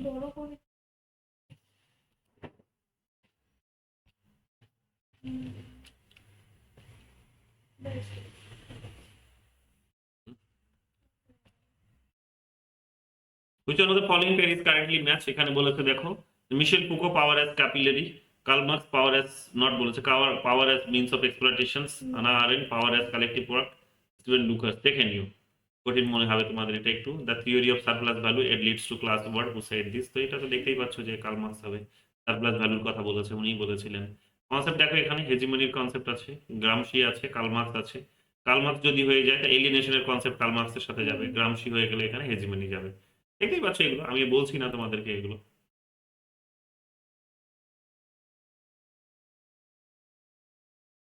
দেখে নিও, এগুলো খুব সহজ বিষয়, একবারে সহজ সহজ জিনিস দিয়েছে। যেগুলো বুঝতে অসুবিধা হবে আমি তো আবার কালকে, আগামীকাল আবার তোমাদের এগুলো ধরে মানে প্রত্যেকটা কোয়েশ্চেন্সই তো এখানে এক্সপ্লেনেশন তো হবেই। তো এইরকম ভাবে পড়ো, কঠিন কঠিন জিনিসগুলো ইজি মনে হবে, ঠিক আছে? খুবই সহজ মনে হবে কঠিন কঠিন জিনিসগুলো, ঠিক আছে? খুবই সহজ মনে হবে। এবং যেগুলো এখনো আসেনি আলোচনায় এখানে সব বলে দেবো, এগুলো আলোচনায় সব কালকে দেখবে, এখানে চর্চা হয়ে যাবে, ঠিক আছে? জাস্টিসের কনসেপ্ট এখানে কার্ল মার্কস। আবার দেখো এখানে কি বলছে, on contradiction, philosophy of right, state of revolutions, critique of political, critique of এখানে পলিটিক্যাল। দেখতেই পাচ্ছ এগুলো সহজ কোয়েশ্চেন সব। Karl Marx, Marxist theory of development, theory of economic maturity, the theory of entrepreneur, classical development. দেখে নিও এখানে Marxist theory of development তো কার্ল মার্কসের সাথেই যাবে। 88 কোয়েশ্চেন দেখো, Marx early writing are focused on the critique of, একটা questions 88 number না, একটা অপশন আসেনি, নোটিশ করে দিয়েছি। প্রিন্টার দিয়েছে পেন 98 88 অপশন আসেনি, ধ্যান দেয়নি। যাই হোক, এখানে পেয়ে গেলে এবার দেখে নিও, নিজেদের মতো করে সলভ করো বসে বসে, দেখো খুব সহজ। কঠিন যেগুলো লাগবে সেগুলো চাপ নেই, আমি তো আগামীকাল তোমাদেরকে আবার এগুলো বুঝিয়ে দেবো, ঠিক আছে? এবার বলো কার কোথায় কি অসুবিধা হলো, বুঝতে পেরেছো কি পারোনি, কোথায় কি অসুবিধা হচ্ছে বলো বলো বলো। স্যার আমি না ক্লাস ইন ইটসেলফ আর ক্লাস ফর ইটসেলফটা মানে বুঝতে পারছি না। এটা তুমি পড়ো আর একবার, নিজের থেকে একবার পড়ে নাও কি বলছে, এটা একবার পড়ে নাও, বাংলাটা ওখানেই আছে বইটার মেটেরিয়ালটাতেই, কারণ ইজি, একবার পড়ো। নিজের ভাষায় আচ্ছা। একবার আমি তো বলেছি, একবার নিজের ভাষাও একবার দেখে নাও, তারপরে না আগামীকাল আবার করবো আমরা। আর বলো বাকিদের, বলো নৈরি। স্যার বলছি বৈর সম্পর্ক যেটা বললেন ওটা হচ্ছে ক্যাপিটালিস্টদের সঙ্গে লেবার ক্লাসের যে দ্বন্দ্ব সেটা, তাহলে অবৈর সম্পর্কটা কি ওই লেবার ক্লাসের ভেতরে যে দ্বন্দ্ব সেটা? এটা সমাজতান্ত্রিক সমাজের যে দ্বন্দ্ব সেটাকে বলার চেষ্টা করেছিলাম, বুঝতে পারলে তো? পড়ো একবার মেটেরিয়ালটা পড়ো, পড়লেই দেখবে সহজ ভাষায় ওখানে লেখা আছে। আর বলো কার কি আছে, আর আছে, আর নেই তো? তাহলে আজকে থাক, বলো নাজমুল এসে বোঝা গেছে? স্যার বলছি স্যার বলো বলো। স্যার বলছি লেবার থিওরি অফ ভ্যালু, এটা তো ডেভিড রিকার্ডোর কনসেপ্টটা। লেবার থিওরি ভ্যালু আর কার্ল মার্ক্সের কি? কার্ল মার্ক্স তো ওটা ছিল তো মানে কি বলে উদ্বৃত্ত মূল্যের তত্ত্ব, surplus value. But labour theory of value যখন ওই প্রথমের দিকে যে কোত্থেকে ওই কনসেপ্টগুলো নিয়েছে না, যেখানে ফার্স্টের দিকে বোঝাচ্ছিলেন ওই কার্ল মার্ক্স, ওখানে উনি স্মিথ আর রিকার্ডোর, ওখানে আমি পড়েছিলাম মূল্যের শ্রম তত্ত্ব, আমি ওই জন্য এখানে লিখেছিলাম যে মূল্যের শ্রম তত্ত্ব স্মিথ অ্যান্ড রিকার্ডো আর উদ্বৃত্ত মূল্যের তত্ত্ব মার্ক্স। তো ওই সেটা জন্য তো বললাম আছে, লেবার এটাও থিওরি অফ ভ্যালু তো এটাও লেবার থিওরি থেকে, লেবার থিওরিটা তো এই নিয়ম, মানে তুমি পড়ো একবার ওখানে পড়ো, পড়ে কালকে চাপ নেই, কালকে তো আছি, কালকে দিন আমরা এটা, আগামীকাল এটা কোয়েশ্চেন ছিল সব করে দেবো, তখন বলবো ডিটেলসে, ঠিক আছে? আর স্যার বলছি যে ওই ক্লাস ফর ইটসেলফ আর মানে আচ্ছা, ওটাতে সমস্যা আছে তোমাদের দুজনে নাকি? আচ্ছা না ঠিক না আছে। সমস্যা না, আমি বলতে চাইছি ওখানে যে ক্লাস মানে প্রথমে যেটা আছে যে সেটা হচ্ছে যে মানুষ যখন ক্লাসের মধ্যে আছে এবং সে তারা কাজ করে যাচ্ছে, হুম কোন রকম চিন্তা করছে না যে কত কি পাচ্ছে, লেবারের কত মূল্য পাচ্ছে, বা তারা কাজ করছে তার মূল্যটুকু পাচ্ছে, তারা জীবন নির্বাহ করছে। হুম কিন্তু যখন ক্লাস ফর ইটসেলফ হবে তখন মানুষ জানতে শিখবে যে ক্লাসের মধ্যে সে কতটা মূল্য পাচ্ছে এবং সেই মূল্যটা আদৌ তার কাজের মূল্য কিনা। হুম মানে হুম, সে জানতে পারছে যে এই যে মূল্যটা পাচ্ছে সেটা অ্যাকচুয়ালি 6 টাকা কাজ করছে কিন্তু পাচ্ছে 4 টাকা। হুম এটা যখন হুম এই চেতনাটা তার মধ্যে আসবে সেটাই হচ্ছে ক্লাস ফর ইটসেলফ, এবং যেখানে মানুষ আন্দোলন বা এই একটা মুভমেন্ট পজিশন আসবে, যেখানে মানুষ আন্দোলন করতে শিখবে বা কথা বলতে শিখবে যে এটা ঠিক নয়। তো সেটা হচ্ছে ক্লাস ফর ইটসেলফ, আমি এটাই কি আমি বলতে চাইছি। এটাই এটাই, সে নিজের জন্য নিজের মতো করে ভাবতে শিখছে, যে একটা ক্লাসে বিলং করছে, এবার তার নিজের জন্য তাকে রিভলিউশন করতে হবে, তার মধ্যে কনসিয়াসনেস জেনারেট করেছে, সে নিজের জন্য এবার নিজে এবার বুঝতে পেরেছে। আর এতদিন তার মধ্যে সে নিজের ক্লাস হিসেবে ছিল, সে অন্যের জন্য কাজ করছিল, সেটা হচ্ছে ক্লাস ইন ইটসেলফ, আর সে অন্যের জন্য কাজ করছে। আর ক্লাস ফর ইটসেলফ হচ্ছে তার মধ্যে কনসিয়াসনেস জেনারেট করেছে এবার, যে তাকে নিজের জন্য এবার কাজ করতে হবে, বুঝতে পারলে? নিজের জন্য তো রিভলিউশন করতে হবে, আন্দোলন করতে হবে, অবস্থার পরিবর্তন ঘটাতে, সেটা হচ্ছে ক্লাস ফর ইটসেলফ, বুঝা গেছে? হ্যাঁ স্যার। ওকে, আর বলো বলো নাজমুন্নেসা, বোঝা গেছে? হ্যাঁ দাদা বোঝা গেছে। আমি আগের 2 দিন ক্লাস করিনি, ওটা আগে আমি করে নেবো, তারপর কোনো ডাউট থাকলে জিজ্ঞেস করবো। করো। আর বাকিরা, শ্রেয়সী? হ্যাঁ স্যার, বুঝতে পেরেছি। পড়ার পর যদি কোনো ডাউট থাকে আমি জিজ্ঞেস করবো। ওকে ওকে, শান্তন? হ্যাঁ স্যার, বুঝতে পেরেছি। ওকে, ঠিক আছে, তাহলে আজকে এখানে থাক, আমি আর কাউকে জিজ্ঞেস করছি না। আগামীকালকে আমাদের ক্লাসটা হবে, ঠিক আছে? এটা পিওয়াইকিউ গুলো সলভ হবে, ভালো করে করো, অনেক বোঝার আছে, আরো নতুন নতুন আইডিয়া, ওখানে আরো কিছু একটা দুটো পাবে, আইডিয়া এইগুলোরই পার্ট আর কি। হ্যাঁ, তো সেখানে সেগুলো আমরা কালকে বলবো, চর্চা করবো, ঠিক আছে?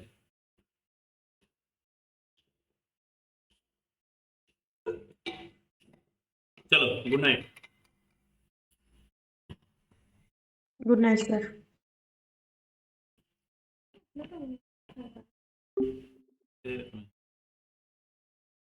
ওবিএস আছে তো? ঠিক দেখাচ্ছে। এখানে ঠিক, ওখানে ঠিক। ও এখানে আচ্ছা। তাই এরকম।